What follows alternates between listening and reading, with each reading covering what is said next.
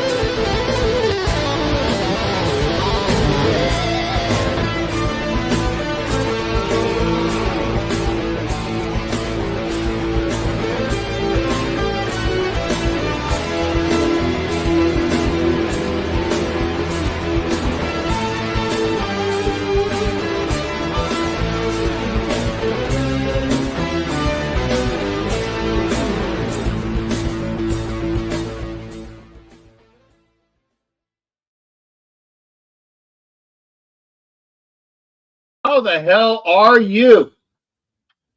Salute to everybody that's here. I know we got like 5 eyes over there. We have Big Pokes 13 over there on Instagram. And it's been one of those days. One of those days. I think the highlight of my day, the one positive, well, actually a couple positive things. I got and shalom to you there, Bishop, as well. Baruch atah Adonai Eloheinu. I don't know what it means, but I know you start all your prayers by it. The positive things that happened today, I got my VA power chair. Awesome as Foxtrot. Awesome as Foxtrot. But it will not be making an appearance at the draft in a couple days because I don't have a bag for it, and I'm not going to F it up immediately by letting Delta Airlines this time, and then in other airlines, it'll be Southwest Airlines F it up like they F'd up my Raider Galleon scooter, which has a bag. So I'm really happy about that. The other thing is I did wash my hair, so I'm good for at least 5 days. So I don't have to worry about that. J Love Weed 420 is over there. And yeah, Big Pokes, like I said, come on over to YouTube because if you want to be in the show, but this is actually a show where in a minute I'm going to shut up. I'm going to shut up because the guys that are here, the 3 that are definitely here, and the 1 that hopefully will be here pretty soon, between these 4 guys, a plethora, a cornucopia, an encyclopedia, an internet of knowledge about the Raiders and the draft picks available and what the Raiders can do. And if you're not a Raiders fan, that's fine. Take pills for it. But we're going to bring all of these folks on board. I'm going to start with my favorite Filipino. That's you. Raider transplant Angelo Reyes, who will be manning. He will be manning the studio come Thursday. He's got the con, as they used to say in Star Trek. So that would make him Scotty. Scotty, you got the con. I'm not going to say Sulu because that is a blatant racist thing, right? Because he's Filipino and I'm giving it to Sulu. I'm not doing that. I know you guys were thinking that. No. See, even he was thinking it. That's why he's laughing so hard. Okay. So Angelo will have the con on Thursday. And then my favorite man of, a bunch of encyclopedic knowledge is T3 Thom Jones, the man who did like a shit ton. Oh, there's my first swear word, and it was only the S word. A shit ton of Raider videos and go and T3, by the way, pardon me, make sure that you let them know how to get those videos where you did like the Raiders by the decades and all of the things going on there. Thom Jones will be doing it. And last but not least, the biggest motherfucker here, and that would be Jeff LaFontaine.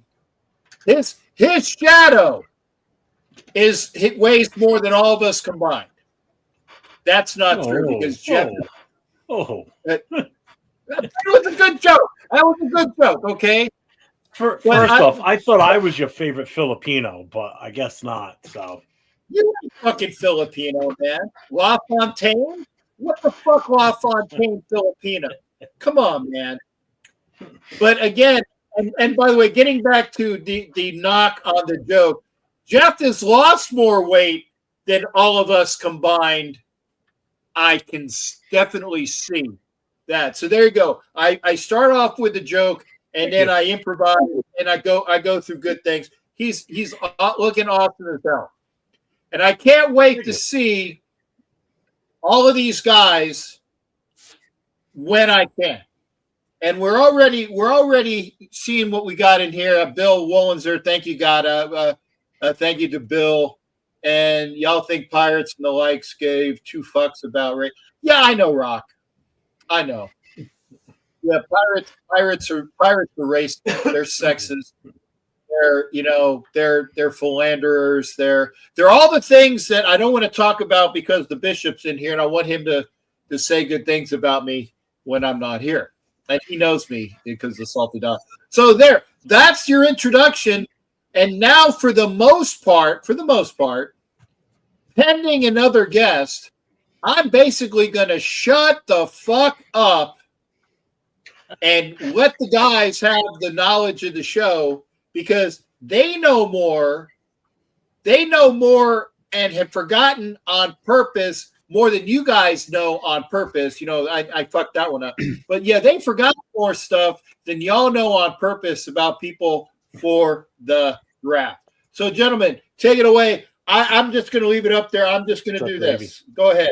Yes, sir. So, again, we want to thank everyone who's on. Shout out to everybody who's on the chat. Please press the like buttons. We're both on Captain Jack Rackham on YouTube and also on Jeff's channel, which is the NE Raider Booster Club. Either one, if you guys could just please press the likes, that really helps everyone out. April is Donate Life Month, so I want to thank everyone out there who considers organ donation. That's why you guys always see me wearing the green Raider hat, which everybody loves because it's so hard to find. Shout out to my liver transplant brother, Coach Gravy, who's on the chat right now. Thank you. And we're very fortunate to have Jeff and T3 Thom here talking because everybody basically has been going in circles talking about the draft, right? That's what we all want to know about. And now we're here. Now we're at the draft. And I remember even saying to Chris from Protect the Shield podcast, I'm kind of tired of everyone going in this circle, talking about the draft over and over again, when really I want to wait till like the very last week, because that's when we're really going to find out. And you guys have already noticed that there has been a Raider press conference in where John Spytek even had to say, "Oh, we're open to doing a trade," right? Because me and Jeff were talking about this off live, where I was saying I think this whole Genty narrative that everybody keeps hearing, in my opinion, is smoke and mirrors. Now, guys, before you start attacking me for all you Genty lovers, okay, do I believe Ashton Genty is an amazing player? Not only do I believe he's an amazing player, I watched him live. I watched him against UNLV. I followed the UNLV season. I went to the UNLV games. Ashton Genty is a very, very, very, very good running back. I don't want to put too much comparison out there for Ashton Genty, just because I think a lot of the comps right now for Ashton Genty is Alvin Kamara, right? You'll hear crazy people saying he's as good as Barry Sanders, but guys, we all know there was only one Barry Sanders, so that's a little ridiculous. But I will say that one of the things that maybe benefits Ashton Genty in this era of running backs is the rules are more set for someone like him versus in the old days, they were really trying to grab and hurt you and tackle you. I don't think that's so true now, which is maybe why Ashton Genty it performed as well as he did. So I'm more into belief, just starting off before I pass it on, I'm more into belief that it's actually going to be a trade. And I think that when you hear Raiders are picking at 6, you might also hear the Dallas Cowboys are trading with the Raiders for 2 firsts and a second-round pick because Jerry Jones is crazy. And I would love nothing more than that. Trade, totally happy to let Ashton Genty go for 2 first-round picks and a second this year. But that being said, Jeff, I know you've been doing hours upon hours of these shows. Talk to us, brother. Let us know where are you at on the whole, just talent wise, right, and everything with the draft. Just real quick, I'm posting my link in here only because it's not listed as New England Raider boosters anymore. It's been changed for now, just for a short time. So it will be going back at some point. So that's the actual link now to the channel. As far as my take on things, I'm not on the Shedeur Sanders. I don't think a quarterback that's going to sit for a couple of years is value at number 6 overall. It's not worth it.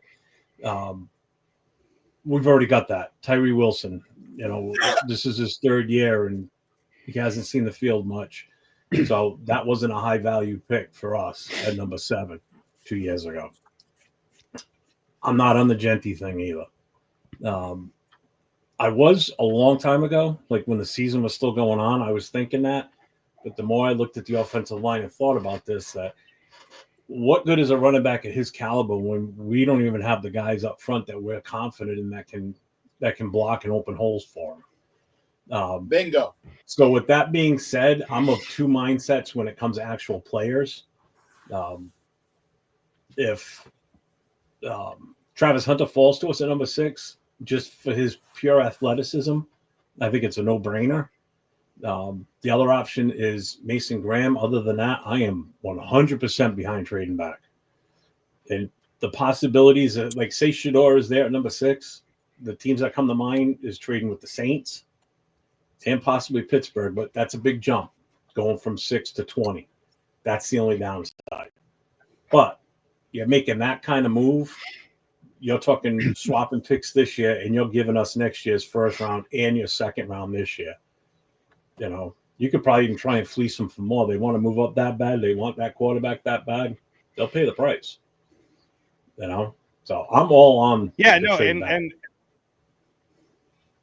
no, that's great. And Thom, how about you? Where are you at? Like right now, we're just setting the table for everybody because we're going to start talking about all these different talents. But when you look at that draft board, where are you at?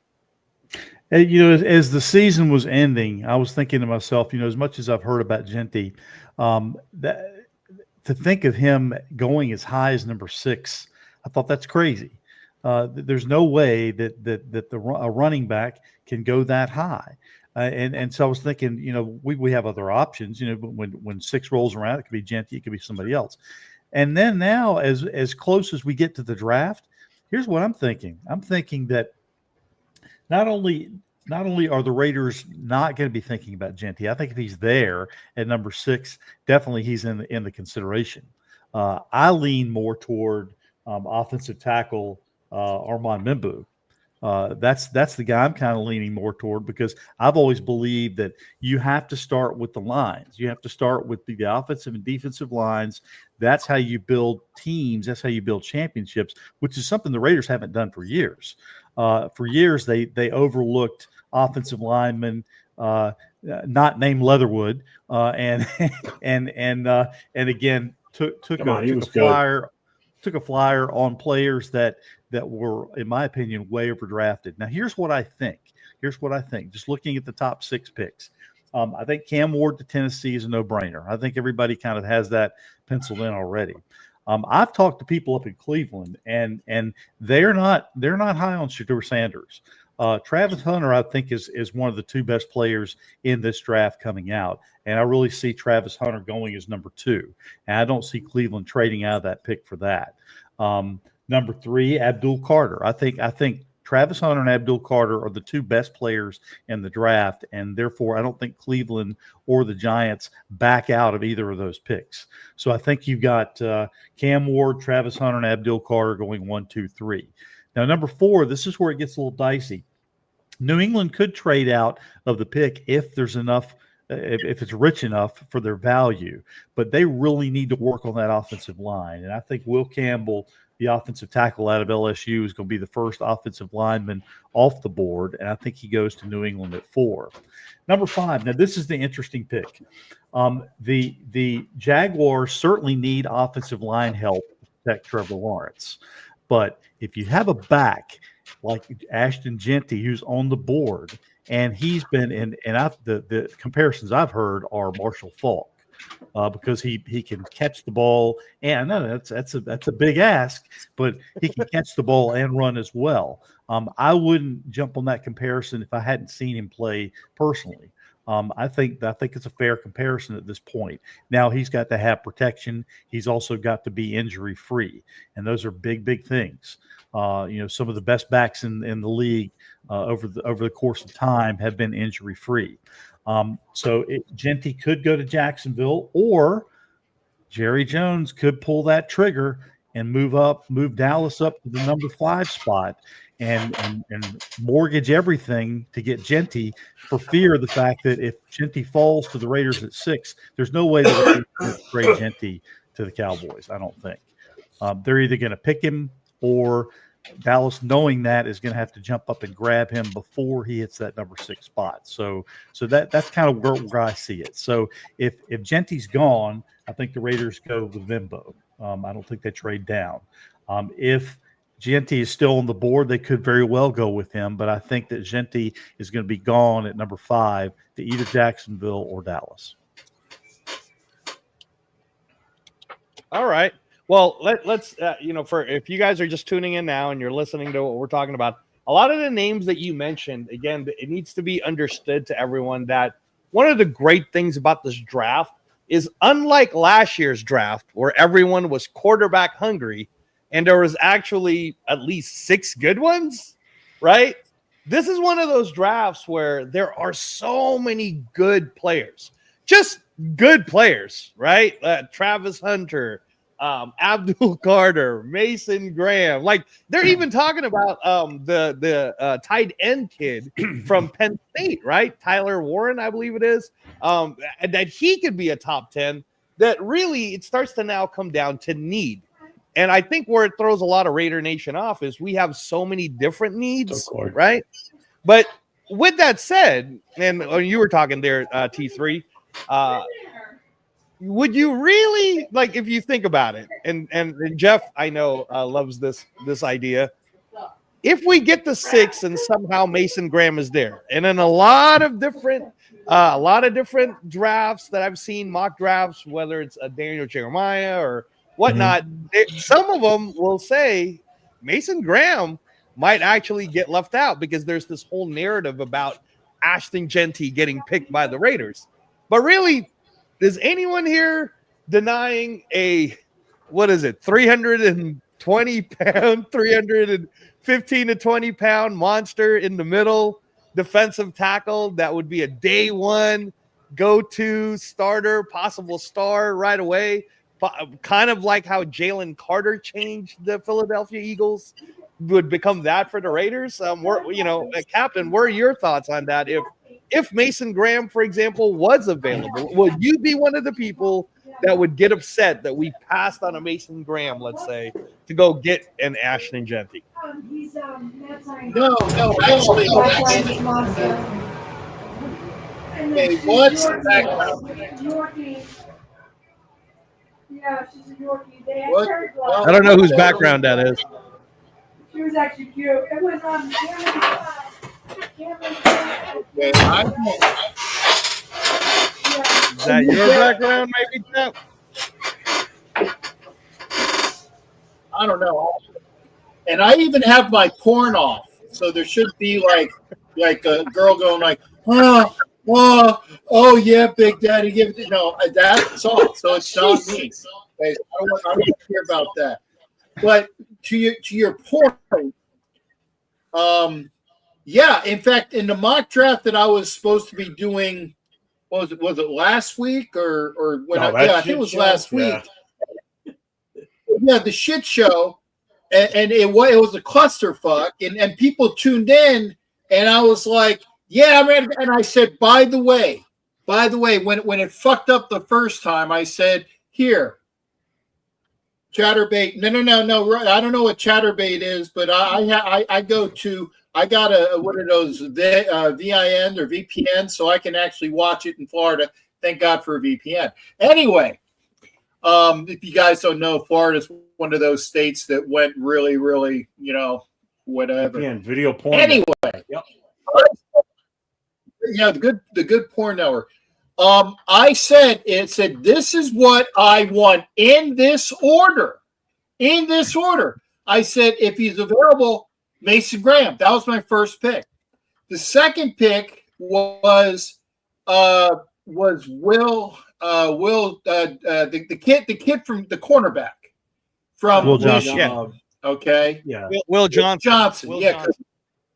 Right. Will Johnson, because Will Howard's the Ohio State quarterback. Will Johnson is the Michigan cornerback. So I said, I want Graham first, Will Johnson second. And I was like, yeah, I said, no, never mind. I want Membo or the LSU tackle as my second pick. And I changed it.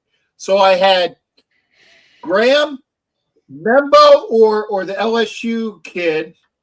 And those were like whichever one was available. Then it was Will Johnson.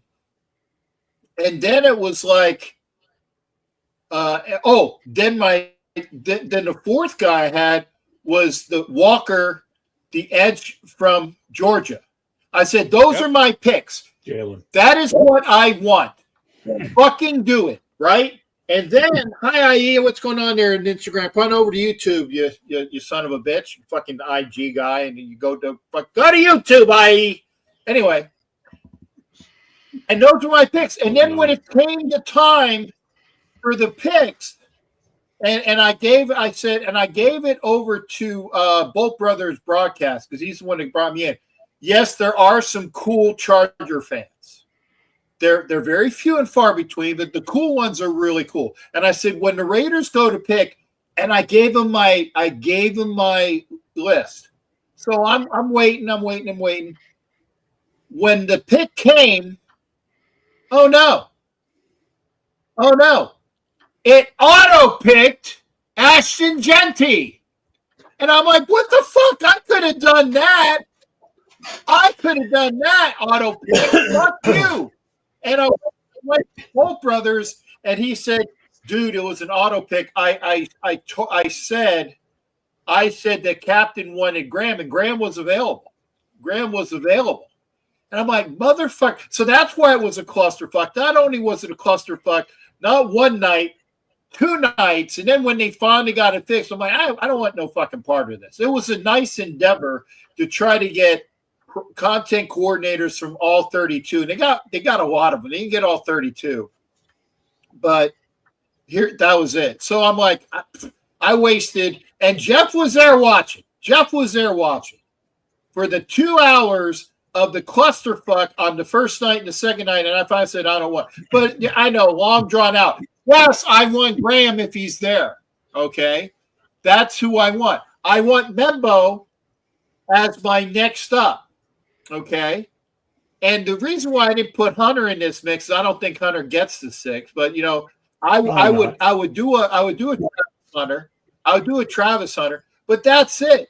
Go Graham, Membo, Travis Hunter, or if the LSU kid drops, and then do, you know, Johnson, and then do Walker, and then trade the fuck out of the pick, which I would probably at that point, if all of those guys are gone, I'm trading back. Who wants Sanders?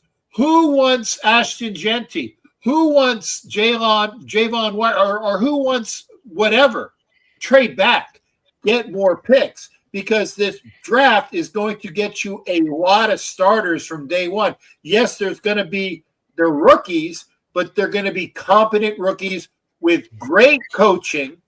And I said great, like Tony Tiger. We haven't had in a while. So that's my take. I'm sticking to it. Ruiz2674 over on Instagram. How you doing? Come on over to YouTube and watch all of the guys here. Go ahead. Somebody take it. Just real quick. The only way I would take Genty at number 6, in all honesty, now, granted, I'm not knocking him. He's definitely, just like you said, Angelo, at the start of this, he's a great running back. There's no two ways about it. If there were only, say, like maybe 4 or 5 good running backs in this draft that were worth the crap, and we had to pick number 6 and we needed a running back, by all means, take him at that point. But when there's this many running backs in this draft that you can still get in the second round that are going to be a starter for you pretty much from day one, just like everybody thinks Genty's going to be also, then you can hold off on a running back in the first round. That's my thought process on that. My only negative on him is his pass protection isn't the greatest in the world either. And anybody that says running backs don't need to pass protect, you don't watch football. Because if a running back ain't pass protecting, he's not doing part of his job. And that's part of his job. You know, he's not just out there to run the ball, you know. Same thing with receivers. Receivers aren't out there just to catch the ball. They block downfield. You watch some of them. Just watch Jacoby Myers. He's one of the best ones out there at it. He will put his body on the line to block.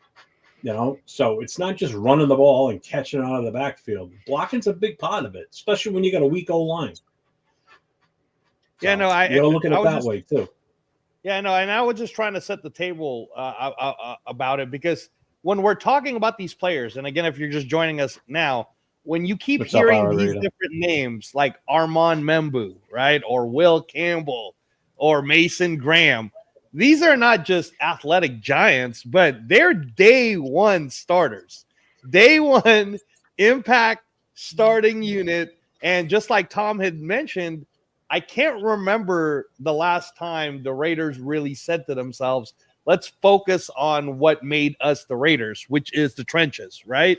That's why it was such a big deal back in the day, when people like me can watch it on old tapes about Gene Upshaw, right? And Art Shell, and that great O-line that we had. And then we even had this idea of we're going to pick a center, and then that center is going to be the center of the future before we pick the next center, right? And we had 3 lineages of great centers that all went together. And now we have that on what we're hoping is Jackson Powers Johnson, right? So if we have a Jackson Powers Johnson in the middle, and then we're really hoping that the DJ Glaze experiment that happened last year continues on an upward trajectory for him to remain the starting right tackle. That left tackle spot, me and Jeff had talked about before too, about Colton Miller. There's a reason why they're already putting out in the news that Colton Miller is looking for that extension. Now, going into draft day, Thom, I want to hear your thoughts on this.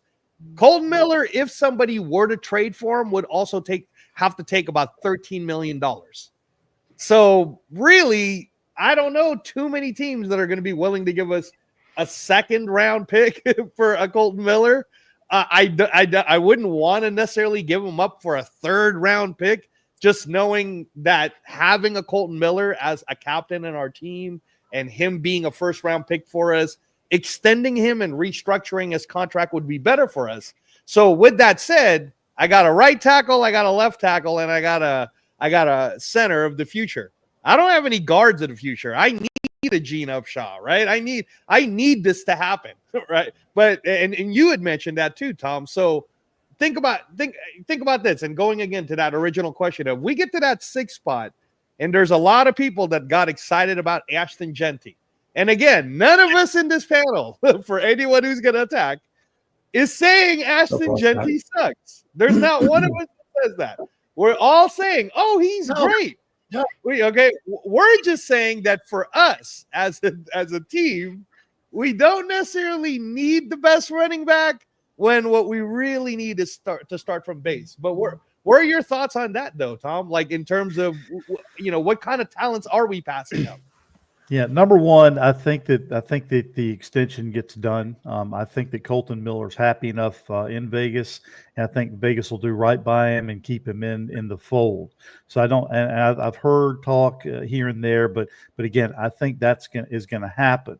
And I know that some people are saying his time is done. They need to move off of him, but I think that you need that experienced captain along that front.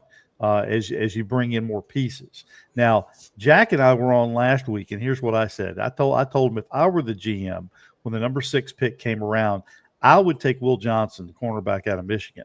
That was who I was going to pick. And if his medicals check out, because you need to have a good, solid cornerback, and he's a big cornerback too. And I saw him play. I saw him play a couple of years ago, and he had a stellar season leading them to the national championship. And then I said in the 2nd round, I would pick up Travion Henderson, the running back out of Ohio State. That would be my running back pick. So, again, that would cover the cornerback spot, and it would also cover the running back spot.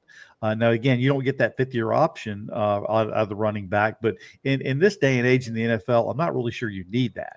You get the 4 years, and they've either earned their keep and they've gotten the extension to that point, or you bring in another fresh body at that point. So my whole take from last week was, if I were the GM, I would pick Will Johnson, the cornerback, at number 6, and then I would circle back around and grab my running back in round 2.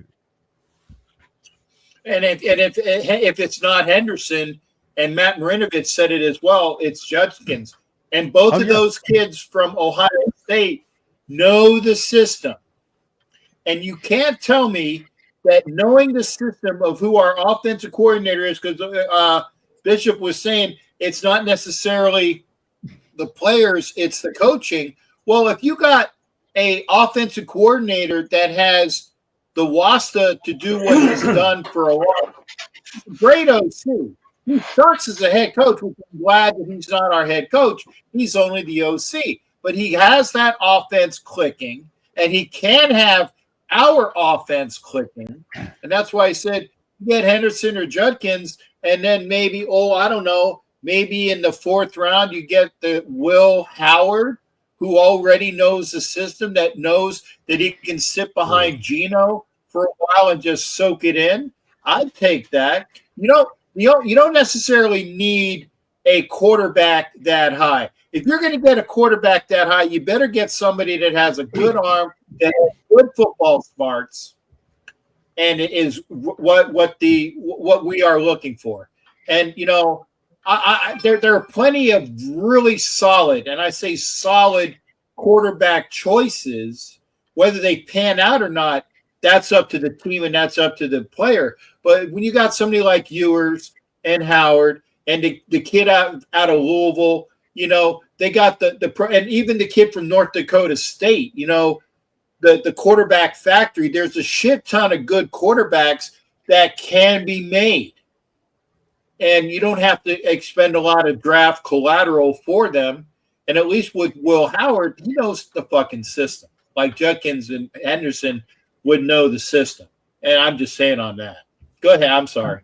I think I think in every draft, no matter what, you should always be drafting a quarterback or grabbing one as an undrafted free agent. There's going to be some that are going to be undrafted free agents, but you're not going to have to waste a draft pick. But there's two things I want to address real quick. Sharif mentioned it about Ramsey, trading for Ramsey. I'm all for that too, but I don't want to give up anything higher than a 5th round.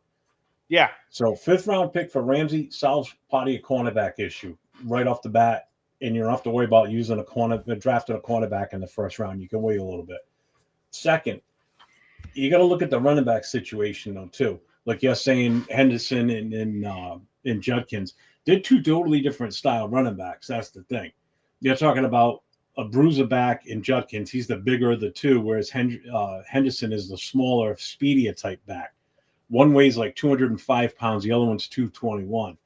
So Judkins, if you're looking for that bruiser type back, which would fit with us right now because Mostert's the smaller, speedy back. He would be like your 3rd down type specialist, whereas Judkins would be your regular starter running back, and then your change of pace 3rd down back would be like Mostert, where he comes in with that speed, and everybody knows he's got blazing speed. There's no 2 ways about it, even at his age.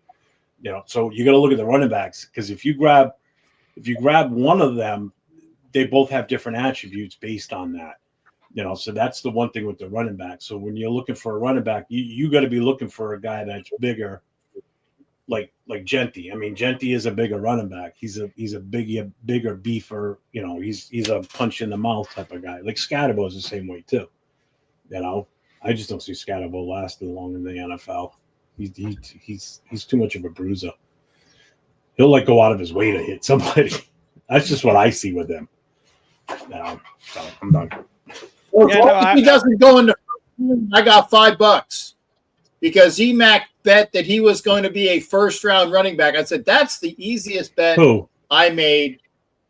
EMAC, the kid from Seattle that is he calls himself my favorite troll. He says shit just to incite. But he said that Scatterbo is a 1st round back. I'm like, no, he's not. I'll bet you $5 because God forbid if somebody. I said, God forbid if he does, I can afford to lose $5, and a $5 from him is good. And also, what was it? I can't remember the gentleman that has a beer bet on Ted McMillan going into top 15. And I'm like, I said, that's about what I said, but I think maybe past 15. So I took it just to take it. So I might owe, I can't remember the guy's name, but he'll come to me if McMillan goes in the top 15. He says, Captain Jack, you owe me here. Okay. It's not like I'm not going to pay. Yeah. Are you talking about Matthew Golden? Were you talking about Matthew Golden, Cap? Instead of Ted McMillan? Or Ted McMillan in the top 15. He's going top 10, so you're going to remember that. Yeah, no, I mean, it's interesting just because in the last 2 weeks, Ted McMillan has been dropping in a lot of the experts draft boards just because, again, he's not that quick, that fast. Playing with Arizona. Currently, right now, Daniel Jeremiah has Ted McMillan going at number 22 to the Chargers. Just so that you guys know. There's a big knock on Ted McMillan's work ethic too. He does not read film and he does not view film, and he's made it a point to bring that out. And that's dropped him down the board. I mean, if you're going to be that way, don't announce it, particularly right before the draft. Now, I have him going at number 15. Now, Captain, if 15 is a push for you, then there it is. But I have him actually slotted it going to the Falcons at 15. Right, and I wanted to mention, Jeff, go ahead, Jeff. I would pay on 15. I would pay. I said, okay, you said top 15, I'd pay. It's only a beer. So I was just gonna say, and again, when we started the show, one of the things about this draft is I'm going to throw out some names to you guys. And this is what I mean about how the Raiders being at position number 6, once the first 5 picks gets picked out, number 6 might be worth a lot to certain people, like a lot of just depending on who wants what, right? But we've already mentioned names like Armand Membu. He's a beast. offensive tackle that could be day one as a guard because he's got the nice long arms but good quick legs. We got the Mason Graham thing. Jihad Campbell, Captain mentioned that, right? Everybody's excited about that guy as a linebacker right now. Will Campbell, we already know, short arms, fast feet, though, and he seems to be built to be eventually a left tackle, but can definitely start as a left guard right now. I'm going to mention a name that none of you guys, I'm really surprised neither one of you said, but Jedi Barron has been climbing the boards fast as a cornerback, and he can go as high as number 11 for the 49ers. He might go before Will Johnson. Another name that's starting to climb, and like you were saying, Tom, it climbed over Ted McMillan is Matthew Golden from Texas. Also, Matthew Golden as a wide receiver climbing up. Malachi Starks is really starting to heat up at that top 15 spot now if you need a safety, right? And Tyler Warren, who I mentioned in the beginning of the show. I know he's a tight end. We don't need him.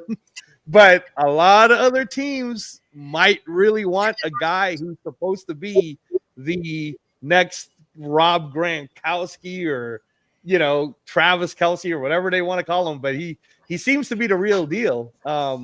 But yeah, I mean, we're with so much talent, and I'm naming all these different talents. I think that for the most part, we would be happy on a trade down. My question then is, how far down, Jeff?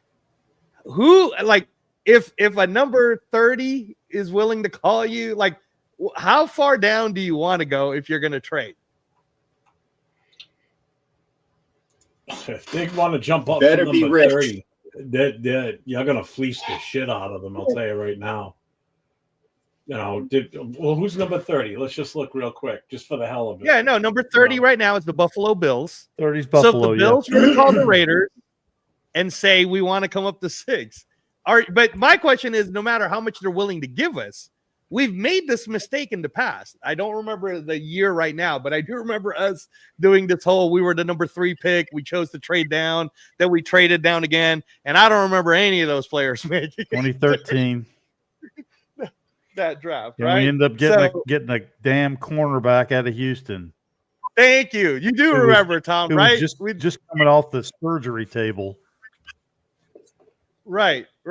So I'm all for the trade down game if it makes sense, Jeff. But that's why I asked the question. Well, it depends on who. It depends on who the team is and what they're offering, because you may not only be able to fleece them for picks, you may be able to get a player off of them too. One of immediate need for us, because that's not outside of Pete Carroll's realm. You look back through his drafts. Number one, he does not like staying in one spot. He moves around the draft board. His history in the draft is all over the place. And he does a lot of trading for players too, and offering up players too. We know what his history is. Spytex, we don't know what his history is. Yeah, he was a part of the GM squad in Tampa Bay. So yeah, he had his hand in it, but this is his first real draft and actually being hands-on with the decision. So we don't know what he's going to do himself. When he was in Tampa, they did move around the draft board, but nowhere near as much as Pete Carroll. Pete Carroll's draft history is just like a roadmap. It's everywhere. So I don't think, I would be shocked if we stay at number 6, because he knows how many holes we need to fill with this team, how valuable bodies in the building count and competition counts. So I'm willing to bet I'm not going to be shocked if we trade away number 6. Not at all. Now, and what we can get for it, if it's a team that needs a quarterback and there's a quarterback there that they're looking for, even if it's Jackson Dart, even if somebody has a feeling that Jackson Dart's going to go way before they pick and they want him that bad, pay up. Other than that, if you don't want to play ball with us, then guess what? We'll stay where we are and we're going to take who we want. Good luck getting the guy you want, because he may be going by the time it's your turn. They may say, whatever, and just go with the team behind us. But don't forget, Jets are right behind us and they need a quarterback. Right. Now, I'll say this so that I could set this table so will the for you guys. You could discuss this. But from number 25 to number 32, I don't think any of those teams are willing to trade up as high as number 6. And that's the Houston Texans, the Los Angeles Rams, the Ravens, the Lions, the Commanders, the Bills, the Chiefs, What's up, or AL? the Eagles. I don't think any one of those teams are going to give the house to go as high as 6. Now, you look at number 24 at Vikings. Vikings isn't trading to anyone except for trading down because they only have 4 picks. So they need more picks. They're not trying to go up. The Vikings are going to trade down, and Washington at number 29, they only have 5 picks in the draft. They're going to trade and down. They're going to trade down too. Right. So now check this out. Green Bay's 23. I don't think they really are looking to trade up. They have a young team, so they're going to be sitting pretty. Number 22 is the Chargers. We're not trading with our own division. The Steelers, the Steelers don't like to trade anyway. They're just going to wait it out. And then number 20, guys. Though, Angelo, real quick, Steelers they're in purgatory right now. They've got nothing. Their best option for quarterback right now is Mason Rudolph. Okay, do you want to do a Jackson Dart with him? They could take Jackson Dart at 21 if he makes it to him. That's if he makes it to him. Some team could pull a fucking fast move and say, "Screw it, we're taking him." Right. If they have hopes and dreams of getting their quarterback position solidified in this draft, they're going to have to do what they're going to have to do. I'm going to make a prediction right now, a real quick prediction. And Jack asked me last week, he says, "What's your big shocker in the draft?" I told him, I said, whoever Shedeur Sanders is drafted, that's going to be the shocker. And I'm going to make the prediction right now that Sanders drops to Pittsburgh at 21, that he's there on the board. Nobody trades up, and they take him at 21. That's a really good take, Tom. I could totally see that too. You're absolutely right. Shedeur is one of those characters in the draft right now that's kind of like Geno Smith was when he was coming on that draft. I think that was the year, Tom, that we were picking 3rd, and then we kept trading down too, because there were even talks about us taking Geno Smith, and then you remember Geno ended up getting picked in the 2nd round, like number 7 or something like that. But anyway, so number 20 is the Denver Broncos, which we're not going to trade with. So the first real trade partner, I'm just going to throw it out there, at number 19 would be the Tampa Bay Buccaneers. So my question then is, are you really willing to go all the way down to picking number 19? Any of you? Number 19 is pretty far. But if the fake Pirates offer up the 19, a 1 next year, and then a 2 immediate, something like that, if they want to go from 19 to 6, and we swap to get to the 19. So we got the 19, a 1 next year, and an immediate 2, and maybe something else. Maybe it's one of the players that Spytek knows on the team, and say, "Hey, we need that guy." Yeah, I do that, but it's got to be a 1. It's got to be like a Lawrence Welk trade. 1 and a 2 and a 3. It's one of those type of things. For those people that don't know Lawrence Welk, you don't get it. But anyway, if you can get a Lawrence Welk trade out of that, then you do it, because it's only swapping. What is it? 13 spots. Well, minus the now, bubbles. Jeff, the bubble. Now, Jeff, just so that you know. Just so that you understand, and let me know what you think. So you're going to go from 6 to 19, right? If you are even willing to allow it. But some of the names you're going to be missing out on are some of the names we've already mentioned. So at 19 now, you're looking at, other names, but none of the big boy names that we talked about. So is that as far down as you're willing to go to 19, or no? You're not going to do a 19? Again, depends on what the offer is. Either way, that's if you're answering and you're listening. Plain and simple. You have to. You got to listen, and you got to seriously consider all your options.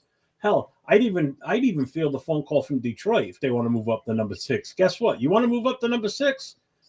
Send us Amon St. Brown. Send us him. That would be nice. So bad. You want to go get Mason Graham, or you want to, let's say he makes it to number 6. You want you want Abdul Kader that bad to pair him on the other side from oh my God, why am I drawing a blank on the kid's name? Hutchinson. then guess what? Right. We're asking for the world from you. We want your number one wide receiver. We want your top playmaker. You want that bad. Right. Right. I know it sounds ridiculous, but that's the Yeah. only way I'd move up that far. Well, I mean, again, in the first round. Well, Jeff, that's why I threw it out there too, and I wanted to know where you're at, because when we're talking about the trading down, and you and I did this when we did the very fun draft where we were doing a draft where we did keep trading down. Yeah, but every time we traded down, we ended up getting players that we really wanted, right? Yeah. So it worked out for us. I'm just saying that in reality now, right? If you're Spy Tech and you're the young GM, the whiz kid, you trade down to your former team, man, it better be for a lot more than 2 firsts and a second. Because I don't see us trading that far back. But I mean, I don't see us trading that far back either. But I want to throw it out there because I think that's about the cap. Like Tampa, I don't think we're going to trade before that. So now it turns into the whole, all right, man, we're going for these different picks. So I always throw out the Cowboys. What do you think, Thom? Is the Cowboys crazy enough to call the Raiders at 6 and offer the house? Oh, no, I'll answer that right now. As soon as you say that, are the Cowboys crazy enough? The answer is yes. So you got to pontificate a little bit more. If Genty's still there, if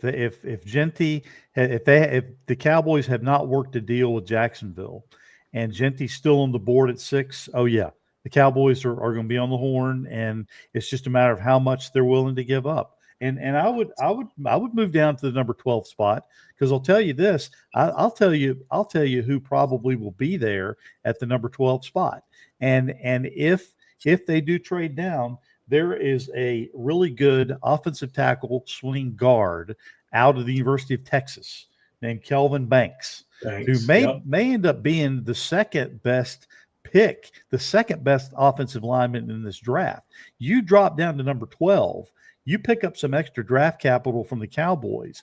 You're still going to get your running back in round 2, and you pick up a starter on that offensive line.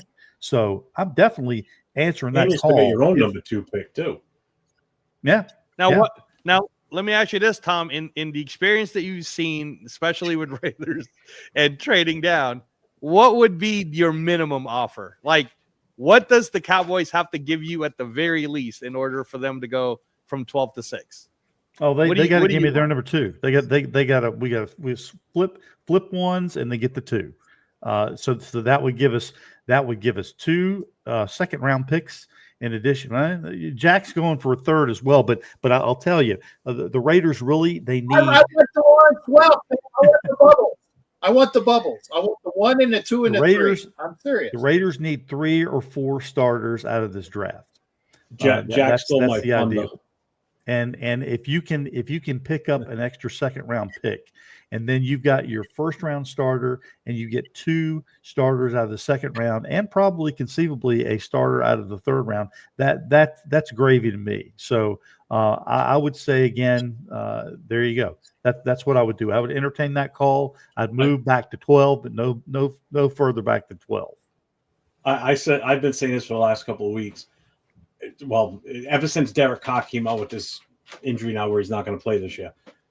Trading, if Sanders is there at 6, trading with the Saints, if they're willing to move up 3 spots, we swap picks, give us their second, and then if Genty's still there when we pick at 9, Cowboys want him that bad, we'll move from 9 to 12, give us your second rounder also. Now we've got 3 second-round picks plus our third, and we still get a first-round pick. So Sanders you've is not got going 5 that high. picks in the first 3 rounds. My only pushback on that is, Jeff, and I'm sorry. I just say essentially. I said I actually said trade to 9, trade to 12. It can happen. It can happen. You move down twice, you pick up at least 2 or 3 picks, and then you're set. You're at 12, and you get whatever the hell you want. That is the pick of the litter, and you get a shit ton of really good guys in the second round. Go ahead, Angelo. I'm sorry. No, I was saying I agree with Thom on this about Shedeur Sanders. My only pushback to it, and that theory that Kenna put out and you're agreeing with, Jeff, is when you look at the board, the Saints, they don't have to trade up to get Sanders, because we look at all of this. Unless Sanders gets taken in that first 3, I mean, you tell me the Jets aren't going to get Shedeur Sanders, so who cares? Carolina's not going to get Shedeur Sanders, so why would the Saints try to trade up? You pull the same trick right out of from the movie Draft Day. You hoax them into it. You poker face it with them, is what you do. If for some reason they call or you call them saying, "Hey, you interested in him?" Because what, they call you looking for a possible trade.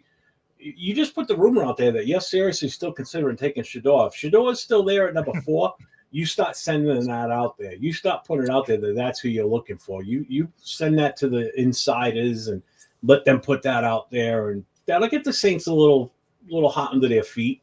They'll be like, "Ooh, now what are we gonna do?" Well, that means we either got to go Jackson Dart or we just wait until later. See, I thought all along that the Saints would be a prime trade out spot and that they'd be ready, but they're not going to pick a quarterback at number 9. They've got too many needs. They're going to be in the same situation. If Will Johnson is there, the cornerback, they've got to replace a cornerback. They've just got too many hot mess needs. They're not going to risk everything on an unproven quarterback, somebody who's overdrafted. Again, as I mentioned to Jack, my shocker is going to be wherever Shedeur goes. Where he's either going to go too high or too low. Yeah, no, and I love that you're saying all of that, Thom, because I really am dead on agreeing with you on a lot of these things. I think that the Sanders train rode. Now, I'm not saying somebody won't be crazy enough to take him in the first 3.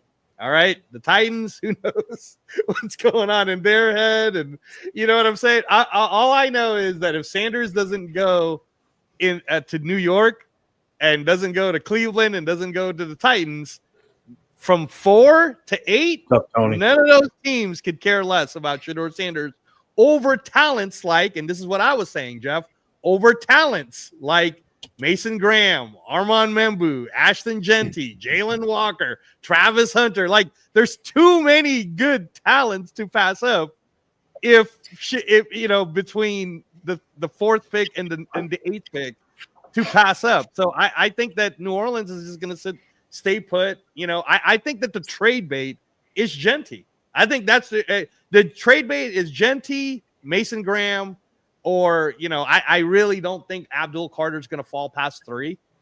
There's a lot of rumors right now that Abdul Carter will get taken by the Giants, so I can't see any of the big dogs like Abdul Carter dropping below 6. Right? Yeah. I can't see Mason Graham really dropping below 6. I would hate it if the Raiders passed up on him, but whatever. And I just a lot of these talents, like even Armand Membu, right? We talk about Armand Membu. We all like Armand Membu. There's some projections out there that if the Raiders pass up on Armand Membu, the Jets will get him.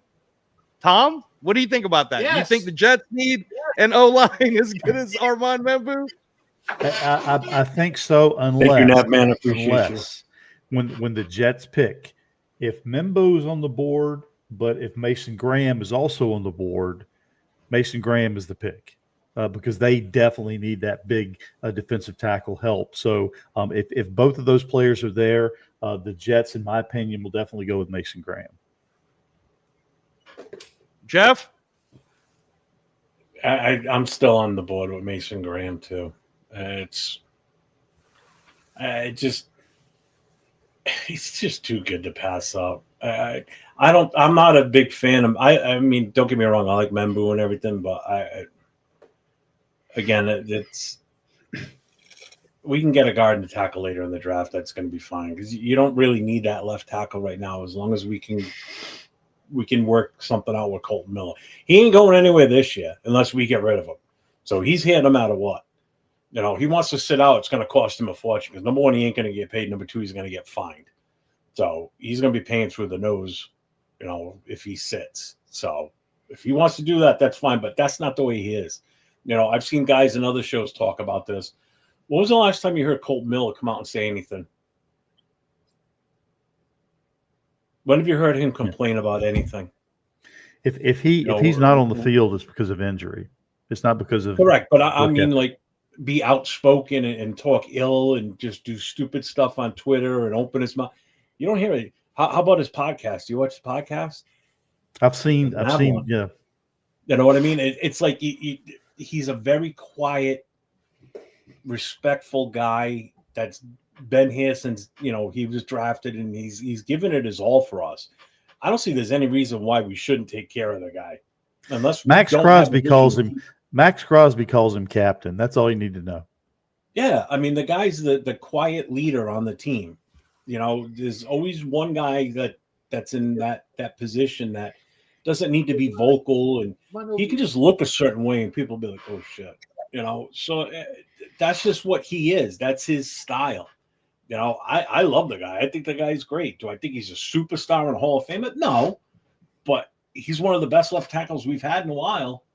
You know, when was the last really, really good left tackle we've had in the last 15 years?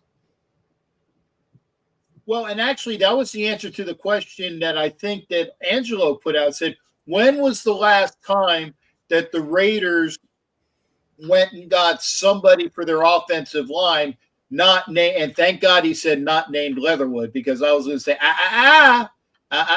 Or Colton Miller. They fucked that pickup. It was Colton Miller. It was Colton Miller. That was the last time. And again, I like what Colton Miller has done. But I'm going to say something that you guys are probably going to say that's blasphemy. That's blasphemous. But it was in here, start getting the shoulder injuries. Once you start getting the shoulder injuries, that is something that is hard to come. You never get back to where you were, but even if you get back to a semblance of where you were, that's a big step. And I don't know if Colton Miller will make it back to that. So this thing, well, we might hook him up. Maybe not. And maybe he is on the trading block. And that's why I said, here's the blasphemous part. Mumford plays well at left tackle when he was there, when he was playing for Colton Miller. He plays better on the left side than he does on the right side. And he's still on the roster. Am I saying that Mumford's going to be there in this thing where, well, maybe if Membo's there, maybe that there's a bunch of jockeying going around. But if somebody wants to overpay, and I've seen the clickbait where the Patriots go and they give up a draft pick for Colton Miller. I'm not saying that they're going to give up their 4, but they're going to give up somebody. I heard a click. I know who that click is. Yes. You're gonna let him in, Cap. We will put him in here, and again, some people. Welcome. Hey, I'm gonna do the best John McClane I can do. Welcome to the party, pal. There you go. You guys, what's up? What's going on, brother? How you doing? Hey, Raider Nation, Jason in the house. Thank you for joining us tonight. I know you've talked about the draft thing, but go ahead, Cap. Finish up your point about Colton Miller and everything else, and then we'll let Raider. Yeah. If Colton Miller, if he gets an extension, or if they give him a good deal, maybe, but don't always count on it. I don't think he's going to hold out. I think, like you said, he is that type of guy. He's a quiet professional. But with the injuries that he's had, and he hasn't gotten back to that point, okay, that having somebody come in at left tackle is not out of the question. Maybe Mumford goes, or if they think DJ plays better on the left side, maybe he goes, and they throw Mumford back at right. And I was going to say, Mumford wasn't the greatest at right tackle, but maybe he's finally got it. I don't know, but I know he plays a decent left tackle. So if you get rid of let's say you get rid of Colton Miller in this scenario, you do have somebody on the roster. You can pick up, somebody in the draft, and you're going to revamp that offensive line. Yeah, we need some guards, but we got Booker in the second round available if you want to go that way. Out of Alabama. And when was the last time that you saw that maybe there was only one Alabama guy taken in the first round? It's something that might happen again. So Jack, are you telling me Please. that you're not placing your Raider trust in the long-term future of second-year tackle Gottlieb Ayedzi? Gesundheit. Bless you. And I hope you get over that cold very soon, Tom, because it sounds like a bad one. Yeah, I could barely understand you when you went into your Yiddish. He was Actually, actually DJ Glaze's teammate at Maryland. Yeah, Gottlieb no, and to be Ayedzi. yeah, and to be fair, by the way, Tom, not that we're talking badly about Gottlieb Ayedzi. Last year when we were doing the draft show, I talked about that person too, because I watched so much of DJ Glaze, it was kind of hard not to see him. Right? And he's not a bad, it's good that we have him on the team. I'll say that for now, right? He's gonna get to play in preseason. We'll see how well he develops and blah blah blah and yada yada. But I think part of the reason why we got him is there's probably a chemistry between him and DJ Glaze that's helping the development of he's a big DJ guy. Glaze. He's 6'4", 309. I mean, he's a big guy. Yeah. So he's not terrible. He might even make the final 53. No. We don't know where it's all going. I just want to make one more comment about Colton Miller, to be honest with you too, because I've seen other people say like he's 29 or he's this age. People need to realize that offensive linemen sometimes some of the oldest players in the NFL that aren't kickers.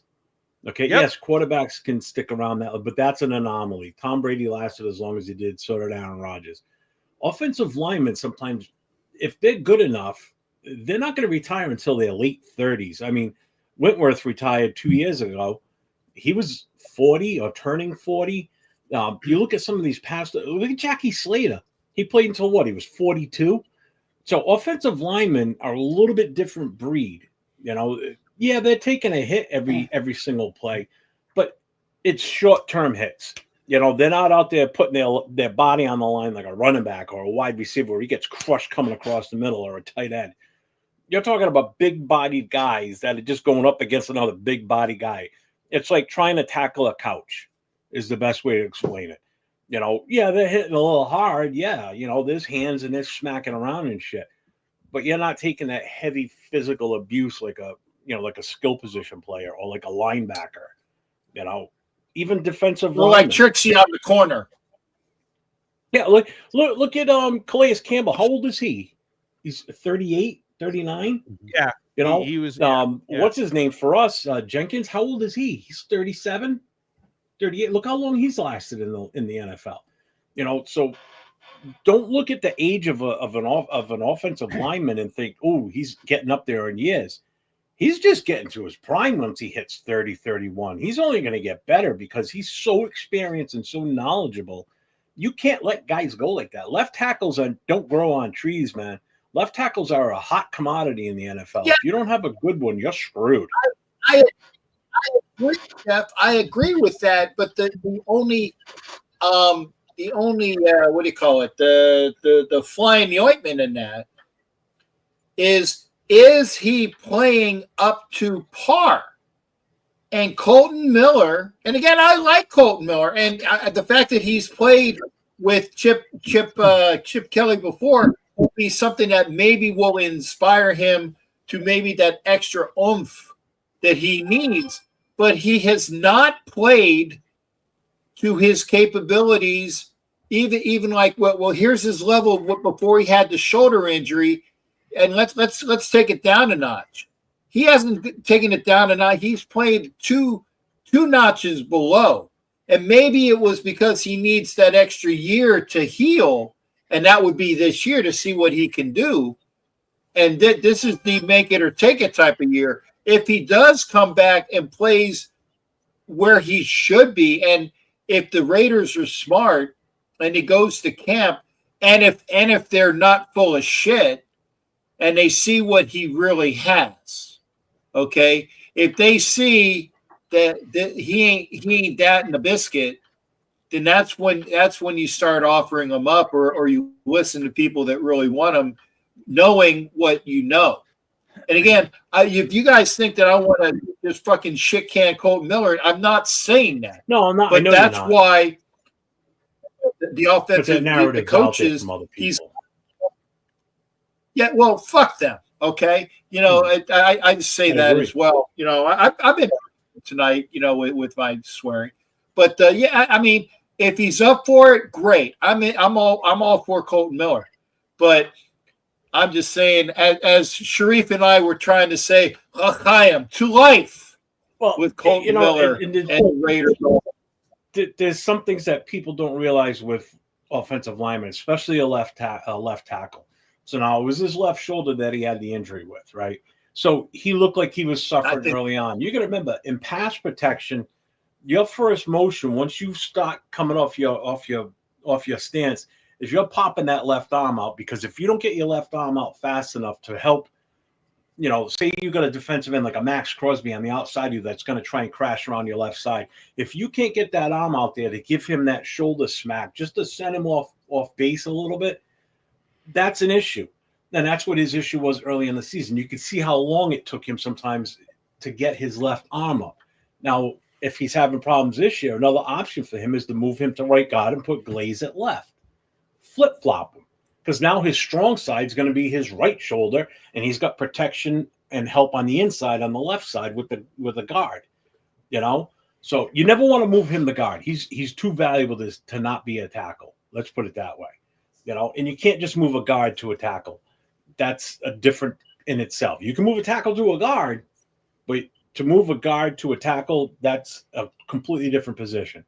Unless they've played it in the past. But if they've never played tackle before, that's how valuable tackle is. I've played left tackle and I've played center. I played guard for half a season once, but it's always been left tackle or center. And those are your two main positions, is center and left tackle. Unless you got a left-handed quarterback. If you got a left-handed quarterback, now your right tackle's your main guy. But most of your quarterbacks are right-handed anyway. So, don't give up on the guy. I'm not saying you guys are here. Just in general to the chat, should we grab a player in this draft to groom behind him? Oh, most definitely. Because we don't know what's going to happen after this season. I'm fine with drafting one to groom behind him that you could put at guard for a short time, but let him learn from Colton Miller.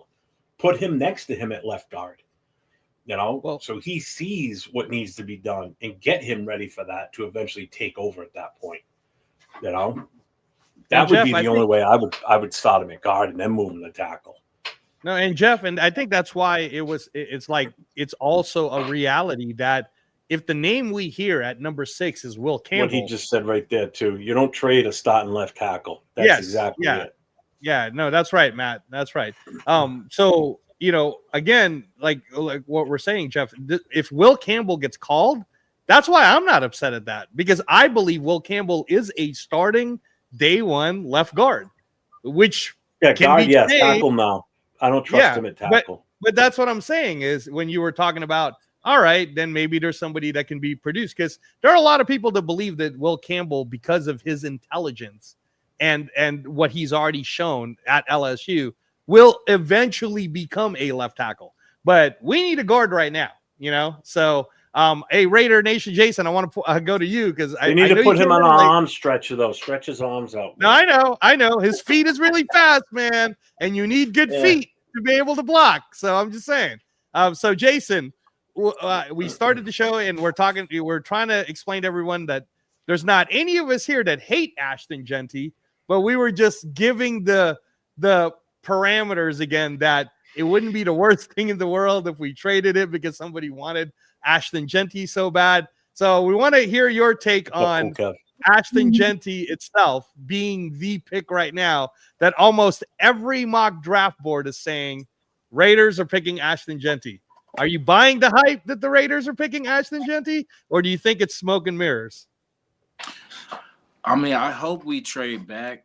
In the grand scheme of things, we need more than just like one player. My bad, let me silence this real quick. So I think if someone wants Jeanty that bad to trade up, then I'm cool with benefiting off like a future pick, the second, third, whatever we get, because it's like we need to fill these holes. You know what I mean? And it's like one pick in the first round is not going to change the whole team. You know what I mean? We need to get more picks and fill these spots. Let our guys draft these guys and get them in there. Like with the line, it's kind of weird. With Miller, you know, he has been our strongest pretty much lineman for years. But it depends. If they're going to give him an extension, then that's cool. But if they're not, then the best thing, I think, for what we're trying to do, I think he's the best trade bait, I guess, that we would have. You know what I mean? Besides like a Max or, you know, that. But he's like the biggest piece we can kind of dangle and say, hey, you know, throw us something. And then so we can get back in some of these rounds and kind of do something. But, I feel like they don't have a plan yet. Well, I mean, I'm sure they have a plan, but I don't, you know, I'm not going to just kind of get rid of him and then there's nothing set in place to, you know what I'm saying, replace him. So, you know, but unless they have plans with getting somebody in them early rounds, you know, getting a tackle, that's what it's kind of looking like. Because, I mean, either way, we got to get this running game going. So either way, we're going to have to get a tackle. We're going to have to get, you know, and then there's running backs later, you know, I mean, later on the line. So, I mean, but if there's no holes to run through, you know what I mean, it means nothing. So we got to fix this line. I'm not laughing at you, Jason. I'm laughing at Randy N's comment. He's a Broncos fan, but he comes on my channel all the time when Chris Freitas and I are on. He's a funny shit. But that was I saw that. I started cracking up. Just for you, Randy. Just for you, baby. Yeah, I'm only going to jump in real quick on the tackle. Give out a Nacho Libre. I'm only going to jump in real quick on the tackle narrative, and this is a guy who I really hoped would come out of the shadows last year, but he battled injury all year, and that's Dalton Wagner. Dalton Wagner's a big guy, and he has battled injury off and on. If he could shake that injury bug, that could easily fill one of your tackle holes, and he's got already a year worth plus of experience under his belt. But again, you got to bring somebody young in to help build the line. But I just keep my fingers crossed because when they got Dalton Wagner last year, I thought if he can stay healthy, that's going to be a long-term solution for you. And I agree with you, Tom. And I've been waiting for Dalton Wagner to show up. And again, and just like Matt was talking about with Mumford, at least Mumford has seen the field and played some games, but Wagner's a fucking house. And it's too bad. He's like 6'8", 6'9". He's 6'8". Yeah. What his problem is? Yeah, what his problem is his footwork. From what I understand, yeah, he's been injured, but his footwork needs to improve.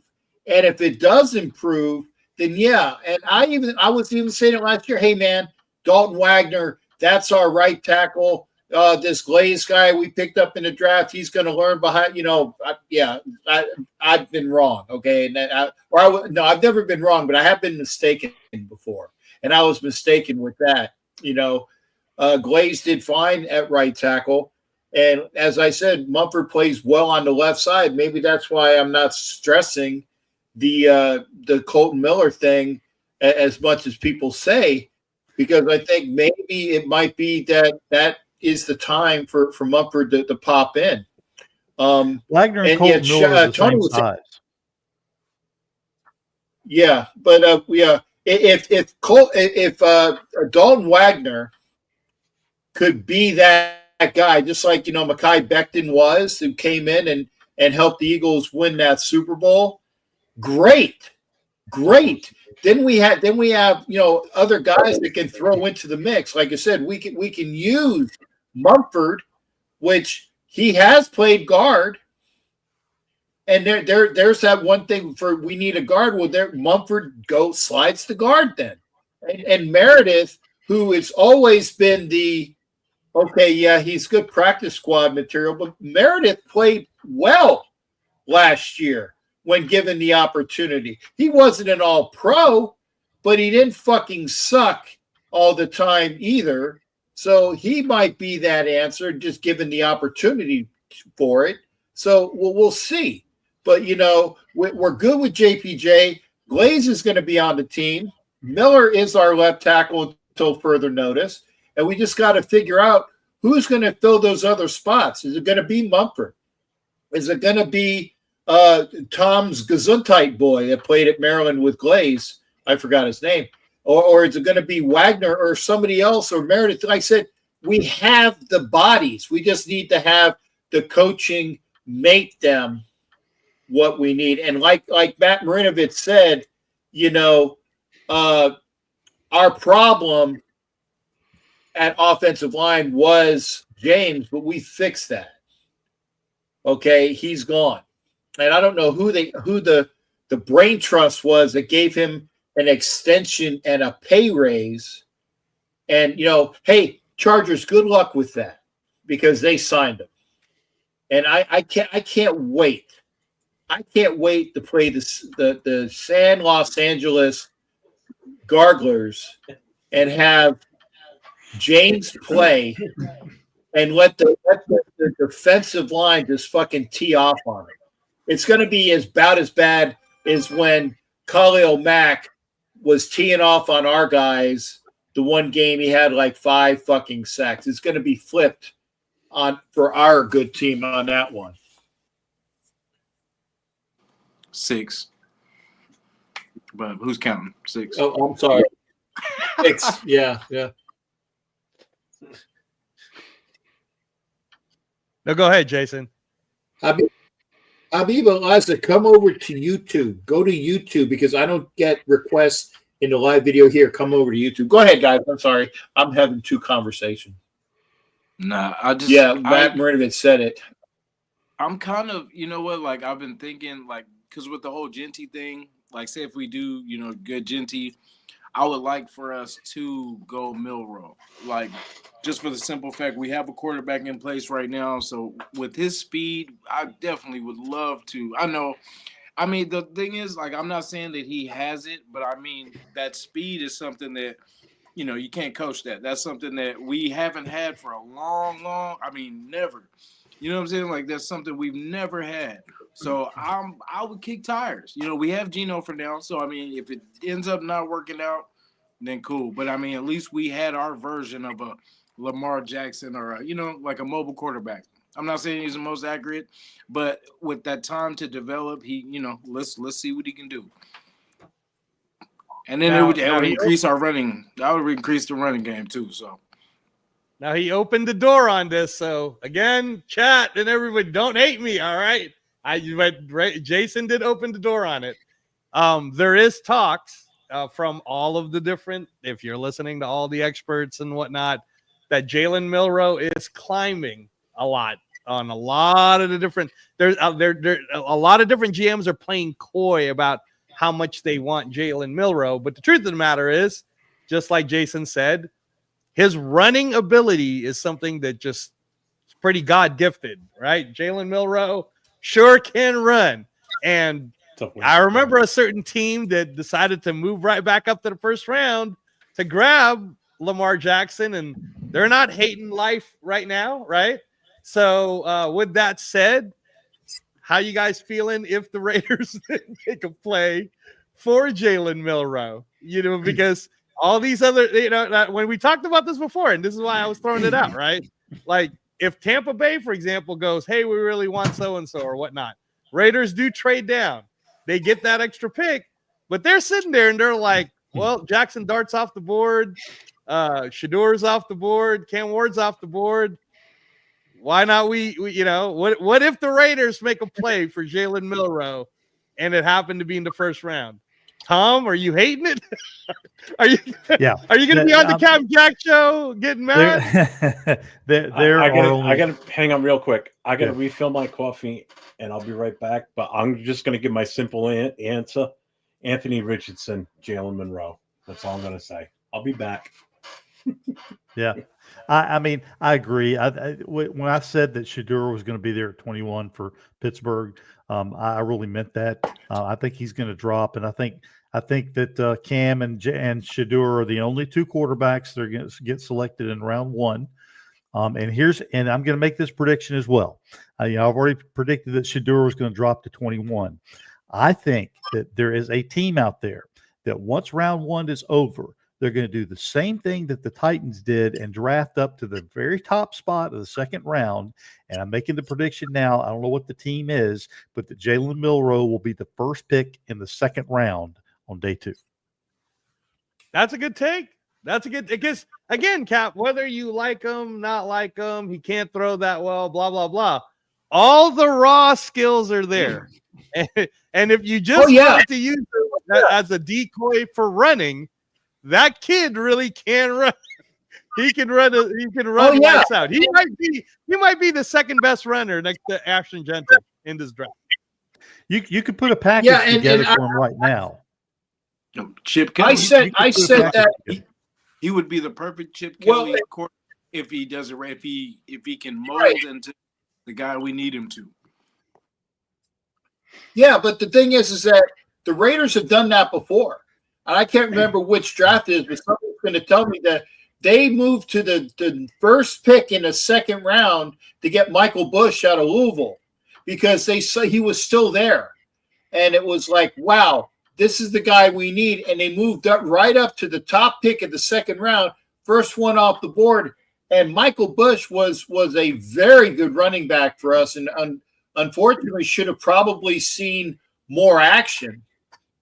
And what was a forgotten running back. But man, I tell you, you talk about somebody like Genty, big, strong, and fast all together.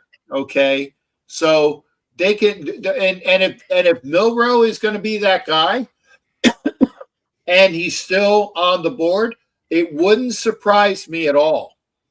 It wouldn't surprise me at all if somebody does the let's get him, because he's not in the first round. He said, okay, well, there's going to be a run. Okay, if Jackson Dart's already been taken, and I really think that maybe when Jackson Dart, and I can't remember if Angelo said this or if Thom said that, there's going to be a run. As soon as Jackson Dart is taken, somebody's going to go, uh-oh, we need to go get Milroe. And it's going to be within a pick or two, but maybe they hold off on that, and then they said, okay, we'll figure out who's got the first pick in the second round, and we'll do it there. The only bad thing about that is that as a second rounder, you don't have that fifth-year option. But if you have him there, and that's the guy you want, and that's the guy you want to have tutelage for, no problem at all. And everybody's saying it's going to be Will Howard in the fourth round because he knows the system. That might be smoke screen as well. Maybe it really is Jalen Milroe that we want to experiment with as our second round guy. And maybe, and this is why I was saying with those trade backs, the trade backs on that second round, you remember, we're going to need a running back. If we do the trade, we're still going to need the running back. That's what it is. That's what it is.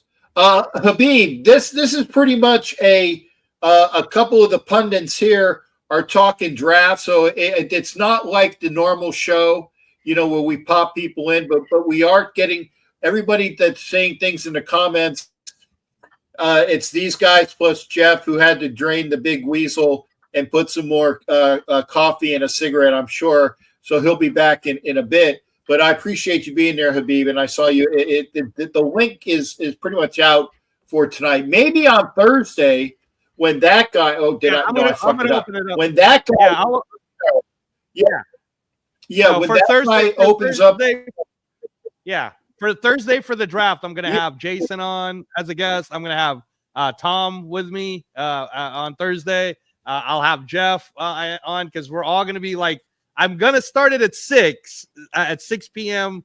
Pacific time, 9 p.m. Eastern time. So we would have already known what our pick is. And then and then we'll get to kind of play the rest of the night with everyone else during Thursday night. But yeah, no, like what you were saying, Jason, because again, guys, I want to make it clear because before the chat starts attacking me on it, If it was me, if I I'll was be- John Spytek, my pick would be O-line, running back, O-line. That's me. All right.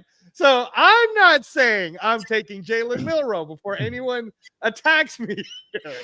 I'm just saying Jason opened the door to a very truthful fact that there is no better runner other than maybe Genty in this entire draft. And in terms of pure athleticism, Jalen Milroe might be so good that, just like Thom said, he'll definitely be the first one off the board in the second round, but he might be in the first round. I'm just saying.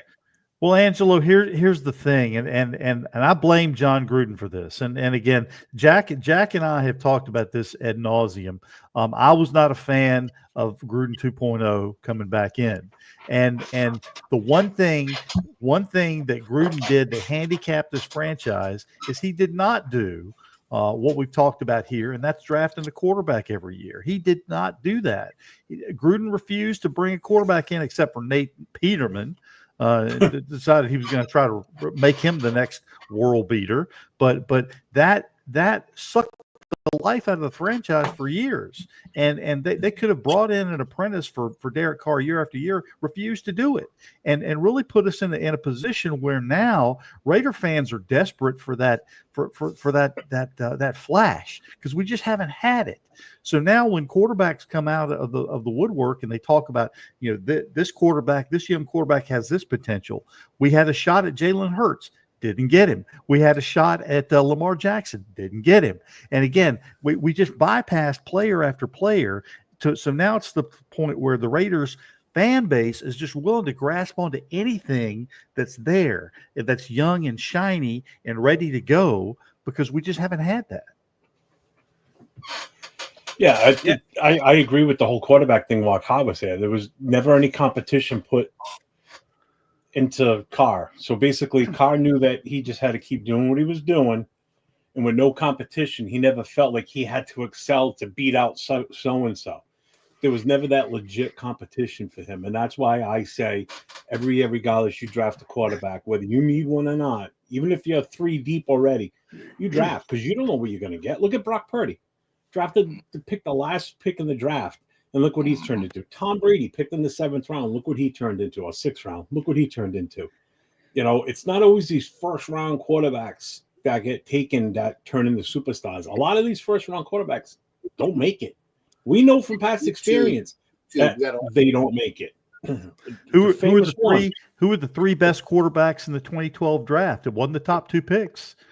It was a 3rd rounder, Russell Wilson. It was a 4th rounder, Kirk Cousins, and it was another 4th rounder, Dak Prescott. Those were the 3 best quarterbacks in the draft, and none of them higher than the 3rd round. No, again, Tom Brady, 6th round, 7 Super Bowls. Hello, I can't stand the guy because I live in New England. And I had to endure those 20 years of bullshit with the Patriots up here.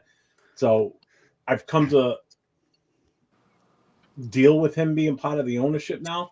And I've said this before. It still doesn't mean if he walks into this room right now, I wouldn't punch him in the face just once, because it's just what he put us through as Raider fans for all those years. I can't stand him still.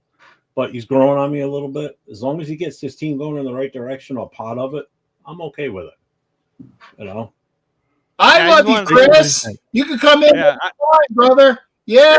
I just want to throw this out because it's your boy, Jeff. But Chris, man, you need to have your communications better, because Jeff and me are going to be together on Thursday anyways, which means you're going to be a part of it. Oh, I thought you and I were going to be together on Thursday, Jeff. On Captain's show? Oh, no, together. Like, you're going to link your channel with Captain's channel. We can figure it out somehow. Yeah. Because I'm definitely, because I've already got Oz set. I've already got it set up for Oz. Because Thursday night's my other show that I do, the Raiders Coast to Coast. We're turning it into a draft watch party that night. Right, so, right. That's all I was doing. That's why I thought you were just going to link it up with Captain's. It's just that because of Roku, I have to start it at 6. Yeah, I don't know how we can we can talk off screen later, but we try and hook something up for sure. Guys, I'm gonna have to I'm gonna have to dash, and I'll relinquish my position here. But I look forward to getting together with you all at a later time. I do want to put out there real quick, if you want to catch up on some what I think is some good Raider content, go on to any podcast service, and just search Raider Roots. So Raider Roots podcast is a podcast I put together a couple of years ago. It chronicles the Raiders' history year by year. It talks about all the results, all the drafts, all the players, coaches. Each segment is about 20 minutes in length. But again, it details each year. And I've just gotten through the 2022 season. So there's about 75 episodes. So if you want to binge listen onto something and catch up on all Raiders history, there you go. You can find me on the X at Raider T-Bone. And you can also find me on the YouTube at T3 Sports Guy. T3 Sports Guy, right? Thom? T3 Sports Guy. Yeah. T3 Sports Guy. And then Thom, we'll see you on Thursday, right? I'll do my best. I'll do my best. All right. Can't make promises, but I'll do my best. You guys take care. Thanks for having me in, and we'll talk to you soon. Nice meeting you, man. Take care. Yes, sir. And there you go, guys. Thanks for the $2 super chat, brother. I appreciate you. Yeah. Thom is pretty awesome. Thom is really very knowledgeable on his stuff that was too. Cool being on with him. I've never been on a show with him before.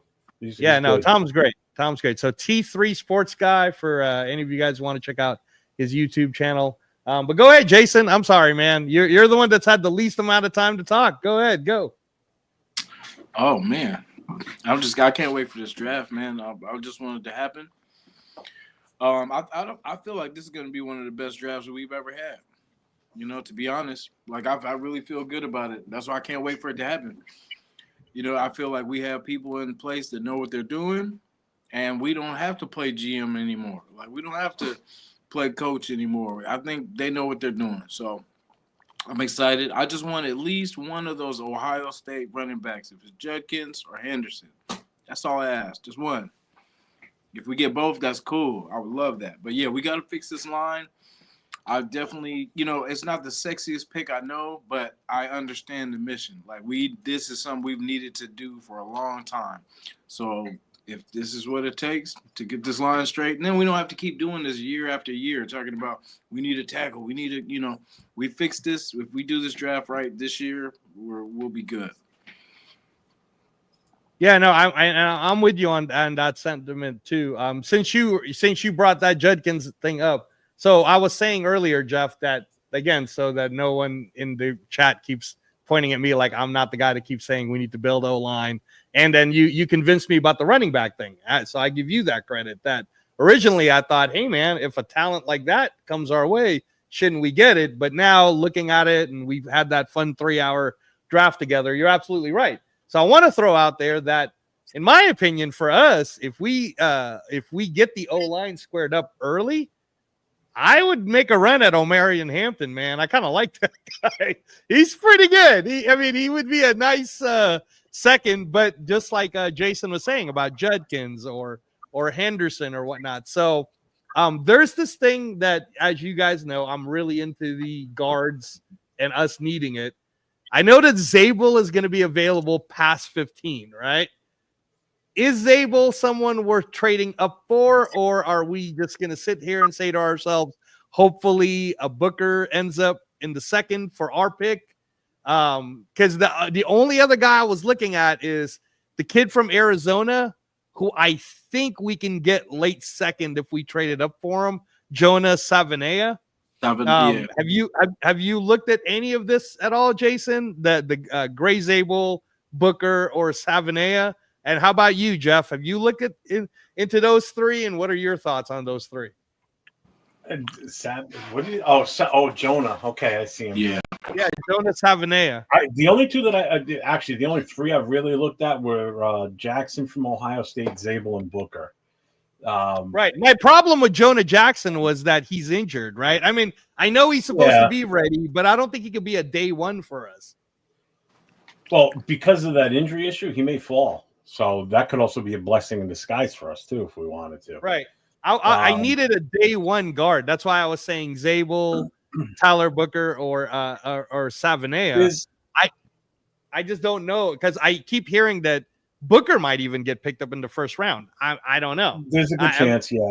Well, I mean, he comes from that Alabama bloodline with, so I mean, it is that. I haven't seen much about this kid Jonas. So he's 6'4", 325. He's a big boy. He's good, man. He's good. Arizona, played with McMillan, played with their quarterback, but he's definitely in the big board. Like, he's in the top 50 best players. He's got a sub 540, so I mean, he's got some speed. But again, I don't give a shit about the speed on an offensive lineman. I don't care how fast they run the 40. He's got some quickness in him, obviously. I'm more, when it comes to speed, I want to see that in your receivers, running backs, defensive backs, quarterbacks. I don't care how fast an offensive lineman or a defensive tackle can run a 40, and edge rushes. Oh yeah, that's a big deal. But yeah, I mean, if I read up on a little bit more, yeah, no. How about you, Jason? I like, the same crew.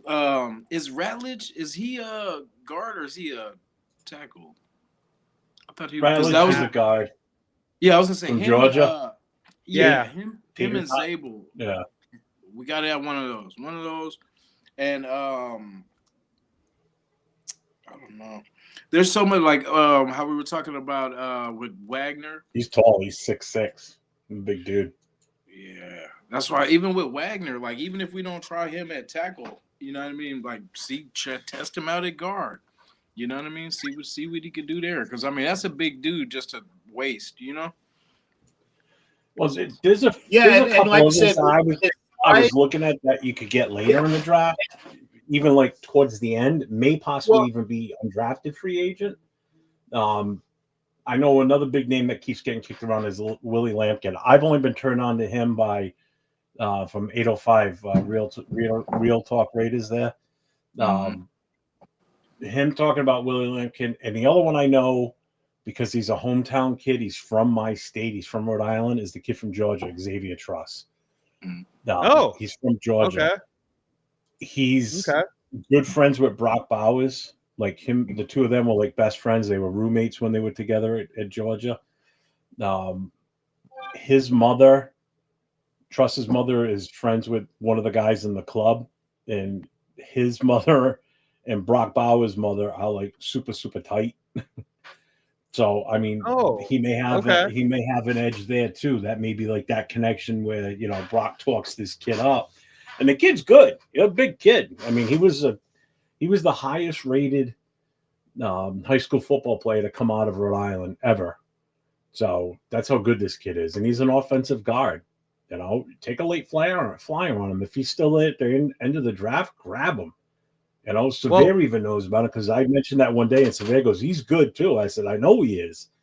He made a name for himself here in Rhode Island. Granted, it's a tiny ass state, but still. We're not known as a football powerhouse. When you get a kid that comes out of Rhode Island playing football, and is possibly going to get drafted, that's a big deal. Yeah.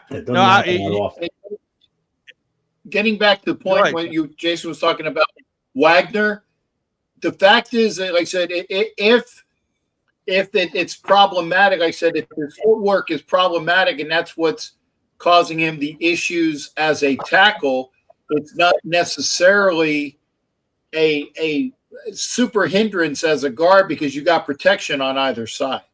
Okay.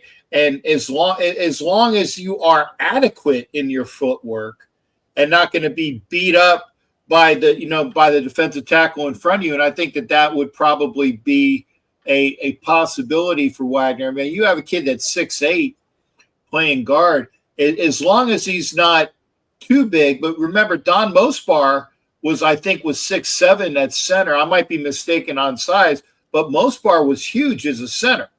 So, it's not saying you can't have somebody that big on the inside. Yeah, my pushback on that, Cap, is Mosbar was really good with his feet, and Wagner is not that great with his feet. It's not. And that's why that's what's hindering Dalton Wagner is his footwork. And if he can't get it done, then I think this is like the third year, you know, of the development. Contract. Okay, you either put up or shut up. And again, I'm not saying that in a nasty way. I don't know him personally, but same thing with Tyree Wilson. This is his fucking put up or shut up year.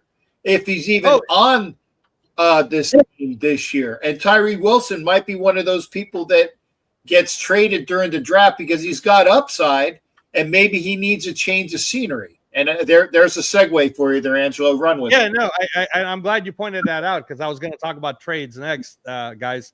Was there so far, again, if you're listening to what everybody is saying, Tyree Wilson is on that trade block that they're willing to let go. And O'Connell is on that trade block and they're willing to let him go. So for someone like Tyree, me personally, and you know this, Jason, because we've been together on a show talking about this, I'm a believer in Tyree Wilson. I still believe that he can do something. You can't teach that size. He was good in Texas. That injury was legit. So I say, giving him one more shot, unless, and this is my unless we could somehow get an early second round pick for him.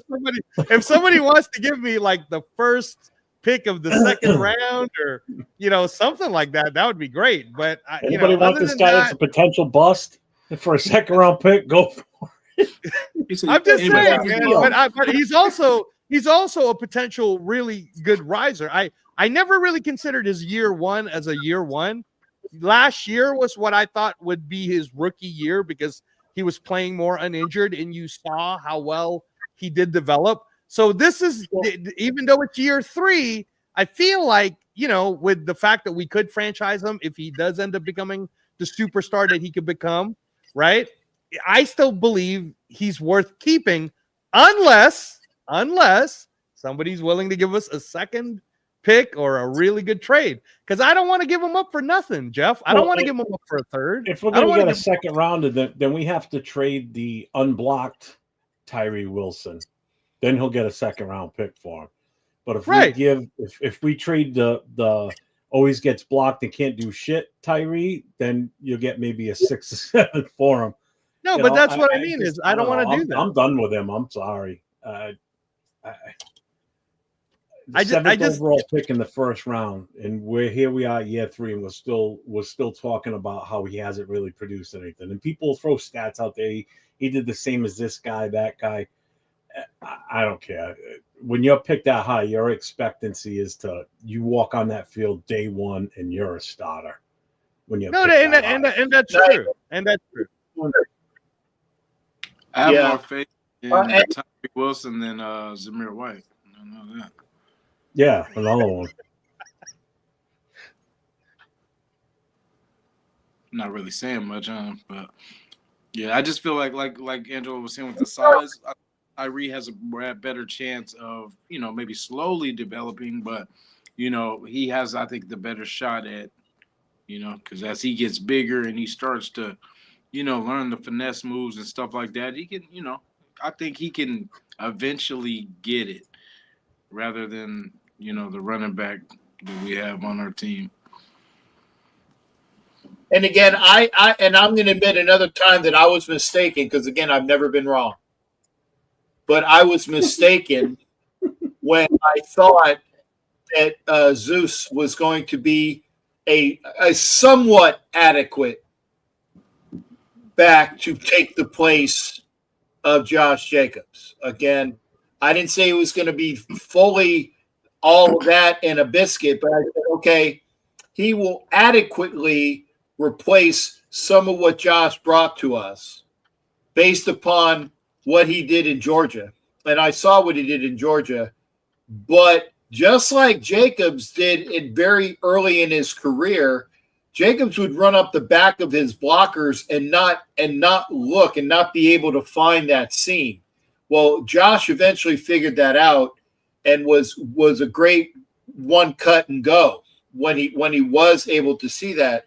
Unfortunately for Zeus, he hasn't figured that out yet. And until he does, he's just going to be just another guy.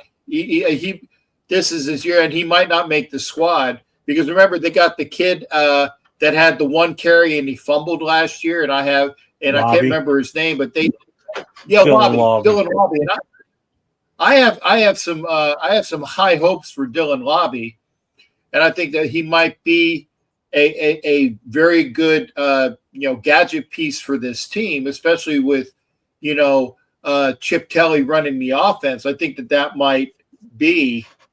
But yeah, I know Avikazi. I said I was mistaken. I wasn't wrong, but I was mistaken. But I thought that he would be a somewhat adequate, decent back. But also remember, our offensive line really fucking blew chunks last year. That's why friggin' Booger Minshew wasn't able to do jack shit. That was why our AOC 12 got injured, the hand injury when he was just brought in to be the guy because the guys were on him so quickly that he busted his hand.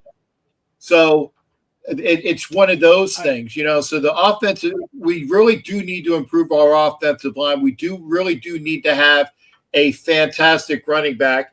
And yes, and going back to pretty much the point that we started this entire show out with is that, Genty is a really, really good running back. But there are so many really good not as good as Genty, but there are really good running backs in this draft that you don't need to spend a number 6 pick on somebody or on a position that you could find a viable candidate to be that guy in round 2 or 3. And you use that pick, you parlay it. Maybe you trade back, as we said, maybe trade back to 9 or trade back to 12, get those picks. And then you start using those picks that you acquire for additional people in this draft for this team. So there you go. But I'm going to steal something that Afakasi says all the time, and only because he's in the channel, so I want to give him a shout out for this. Even though our offensive line was trash, if we still had Jacobs this year, damn well we would have still put up more than 2.5 yards per average carry. That's disgusting. Yeah. That we're dead last in that category, that we can't even get up to 3 yards per carry. At least 3 yards per carry gets you within a yard of a first down, where you could possibly get it. But I mean, 2.5 or 2.3, whatever it was, Jacobs could have done that with his eyes closed. And Zamir just runs straight into his offensive line, and so did Jacobs at the start. But Jacobs learned fast how to find a hole and make the cuts. Zamir just I don't know what the hell the guy's issue was. I mean, I've said this before. I don't think his ankles work. He can't make cuts. I mean, does he not have function of his ankles properly, where he can't pivot on his feet? I don't know. But good God, watching him run was painful. I think the best game I saw him have this past season was, and I only rewatched it a couple of weeks ago, was the Baltimore game.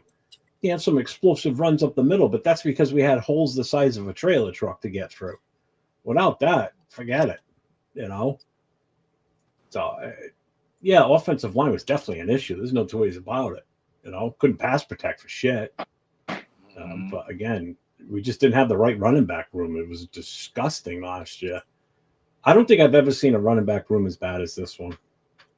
Yeah, when Madison was our top runner, that was like crazy. Yeah. And then I still don't even know if he was, but that just at the time it felt like he was, I guess, the best running back on the roster. Without a doubt. And I guess the other thing too is we didn't have a 100-yard rush all season long till the last game when Amir Abdullah ran for 100 yards. It took until the end of the season before we had a 100-yard rusher. Let me guess. Was that one of those worthless? Was that the Jags game? The Jags or the whatever the last? Well, we lost, so it was the last game of the season. Whatever that one was, I don't remember who we played. This whole season was a complete blur to me. It seemed like we played 30 games this past season because each week it just felt like it got worse and worse.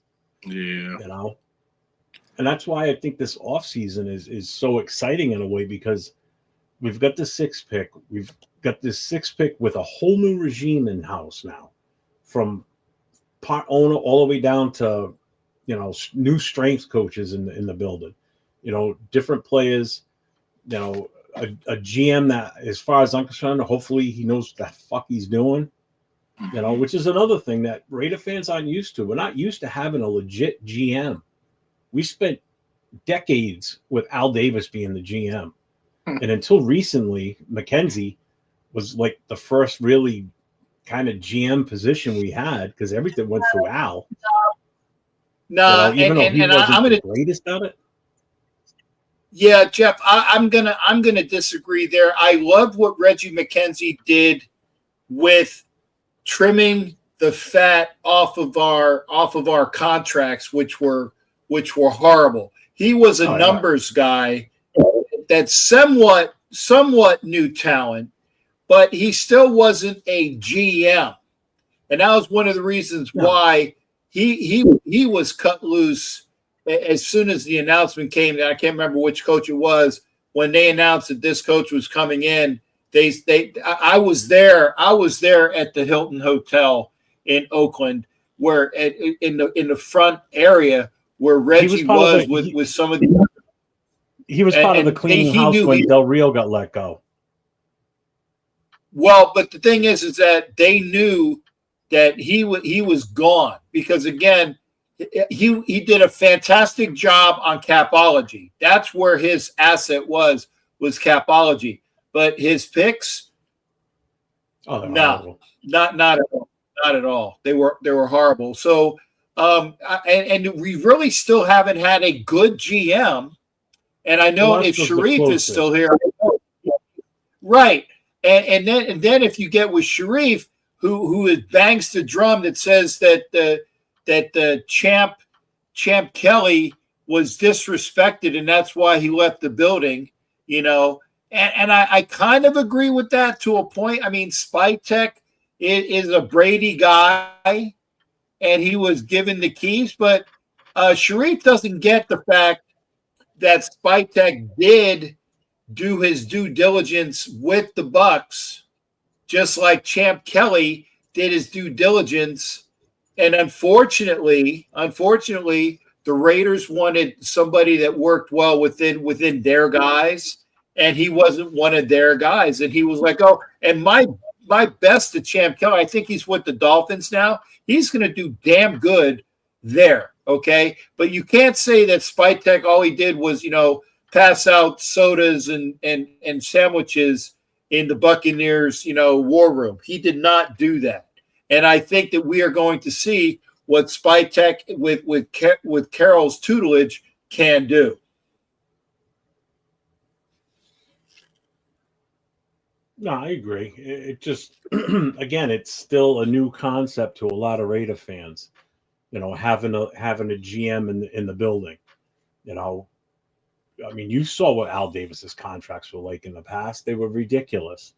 But the way he worked the contracts was always in the team's favor, because he did a lot of heavy backloaded contracts.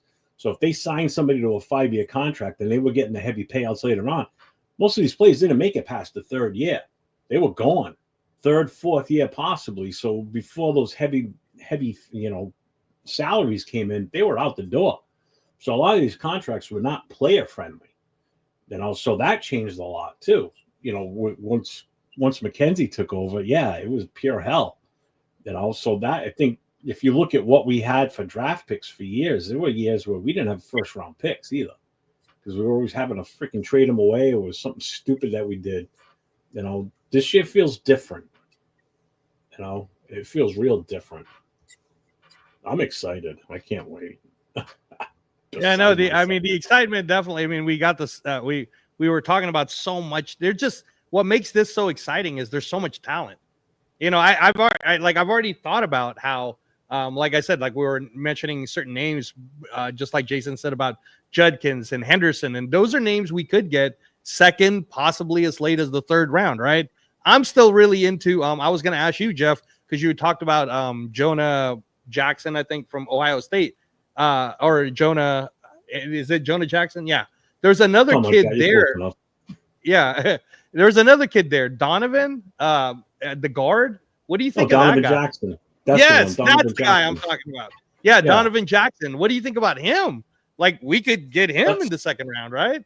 Yeah, I mean, that's just it. There's so much talent available, and that's why extra draft picks are gonna help.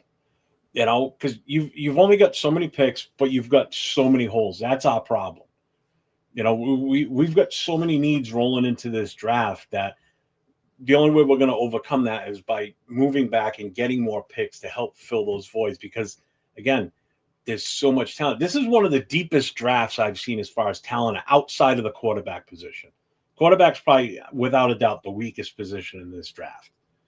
You know, if it's after Cam Ward, it drops off. I'm sorry. Even I don't even put Shador as number 2, to be honest with you. I think it's a crapshoot. No. Yeah, I tell you, like I said, and this is the year that this is not the year to draft a quarterback, a franchise quarterback, unless you have the first pick and it's Cam Ward. Okay. I think Jackson Dart's going to be probably the best of the picks that come out early. The ones that actually produce, you know, other than Cam Ward, it's going to be Cam Ward. I think Jackson Dart's going to produce when given the opportunity. Milroe might be that guy. We'll have to see where he ends up and where he goes. But Sanders, okay, and it's not because I can't stand his father, you know, because, you know, everybody has a take on that. The great cornerback and non-tackling fucking great guy that he is, okay. And yes, he is a Hall of Fame guy because of his coverage skills.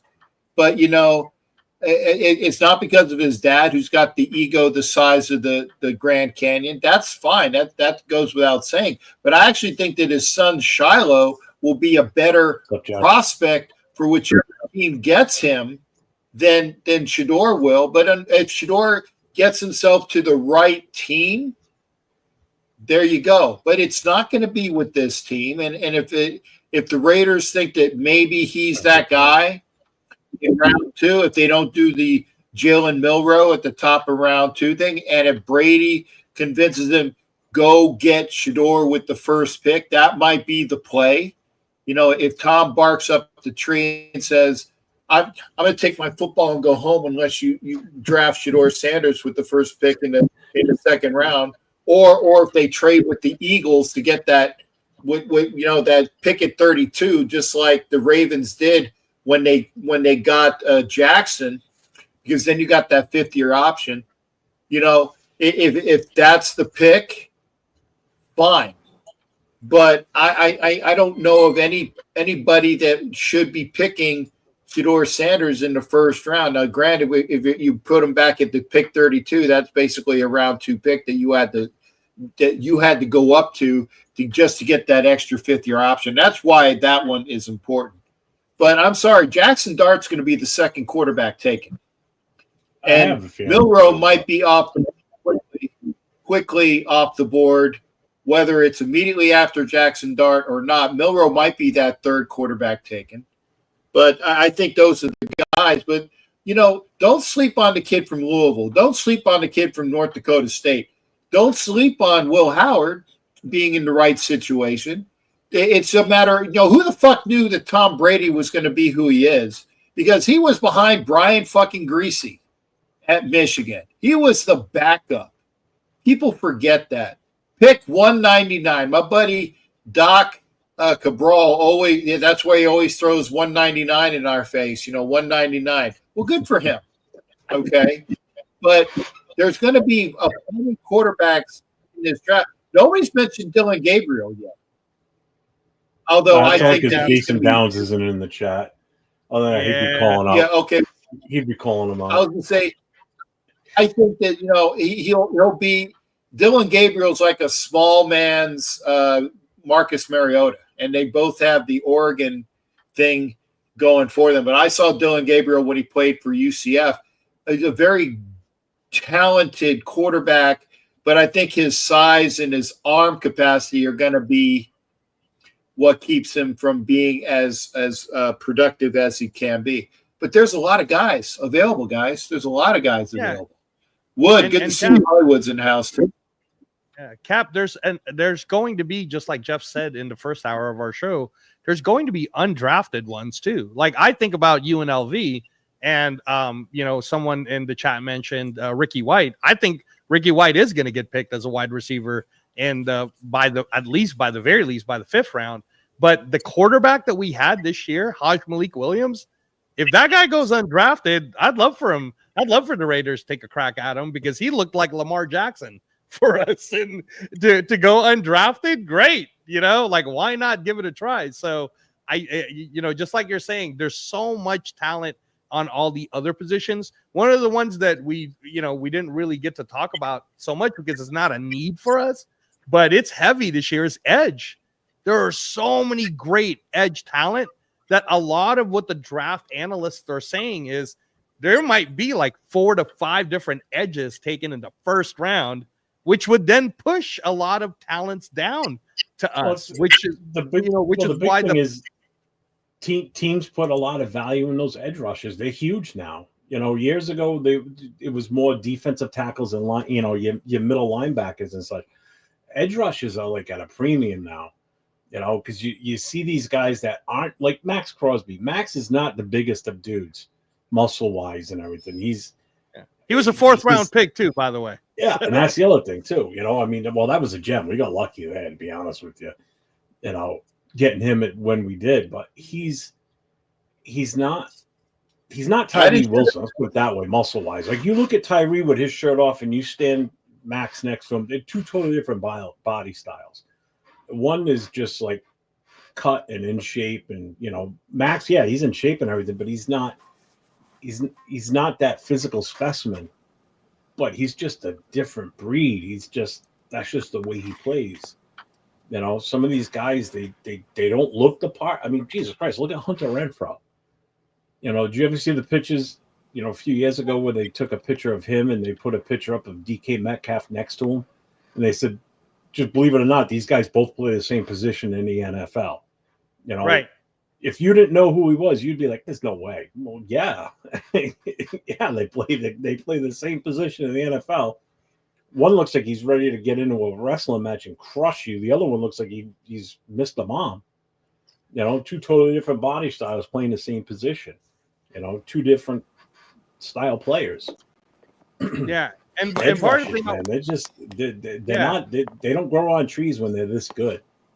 Now, and part of the thing I was saying too, Jeff, is that with this year's draft with so much talent, like remember how I kept saying it's not that we don't like Ashton Genty. Guys, I love Ashton Genty as a talent, and if we take him, great. I'll be happy to.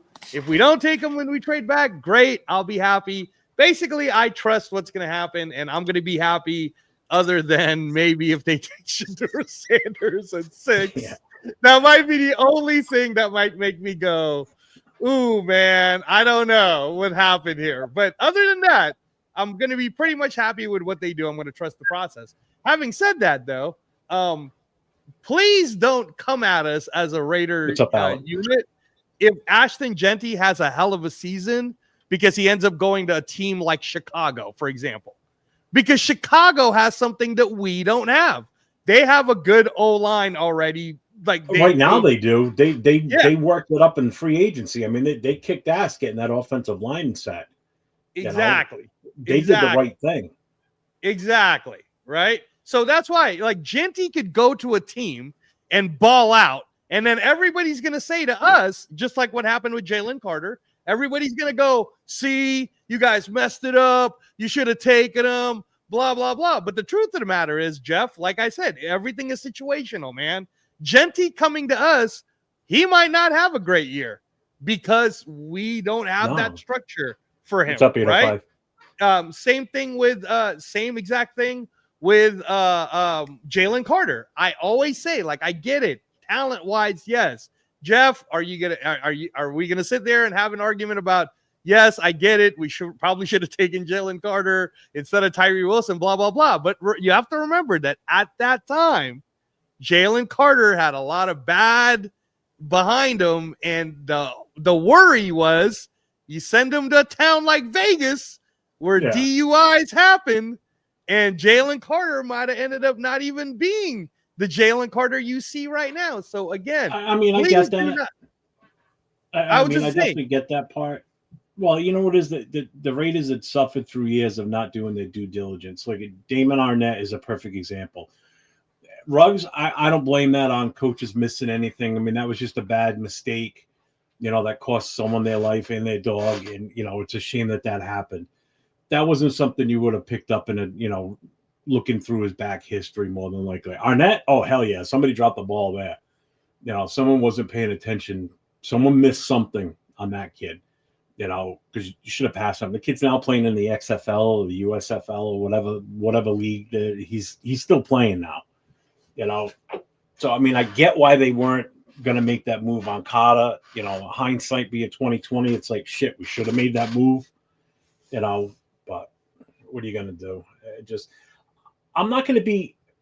If we pick Shador or Genti, I'm not gonna sit here and stomp my feet and bitch and moan and cry. I'm gonna deal with it. Even though it's two players that I don't want. I'm gonna hope for the best. And you got to deal with nothing we can all say is going to change anything. So we're stuck with it anyway. Yeah, if that's the move that the Raiders make, that's the move the Raiders make. What are you going to do?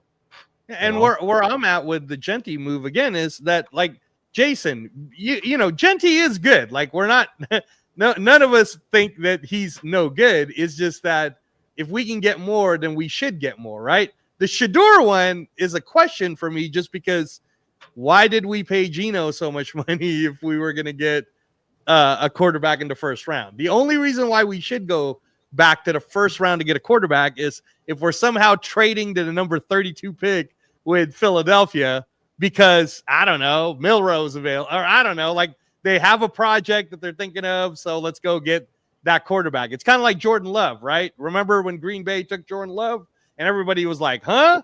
Jordan Love? But Jordan Love ended up working out. Keep in mind, he sat behind Aaron Rodgers for like 4 years. Yeah, exactly. So, I mean, so if that's Jackson Dart, man, or whatever, if that's Jalen Milroe to make Jason happy, right? If we trade back to 32 and we get Jalen Milroe, I'm not going to be mad at it. I won't be mad at it. But if we at least it's not what the 49ers did with Trey Lance. Now that's that. If they didn't get Brock Purdy, they'd really be screwed, Jeff. Yeah. Like they'd really be screwed, right? And that's what I'm trying to say is I don't think we need to use the number 6 on a quarterback, which is why I'm not going to stomp my feet.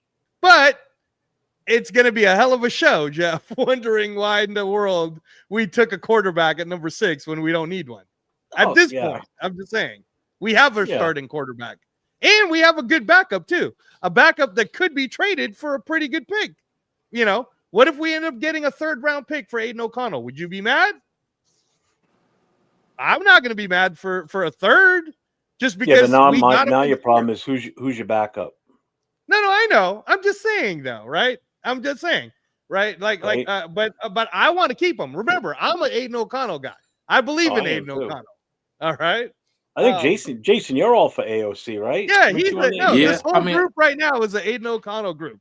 We're the baby Kurt Warner group. right? Yeah, right I believe keeping him is a better idea than just getting trading him, because then we're not going to have a backup quarterback. But and that takes the pressure off. Well, you guys fucking know that shit on my channel, and I'm going to sit here.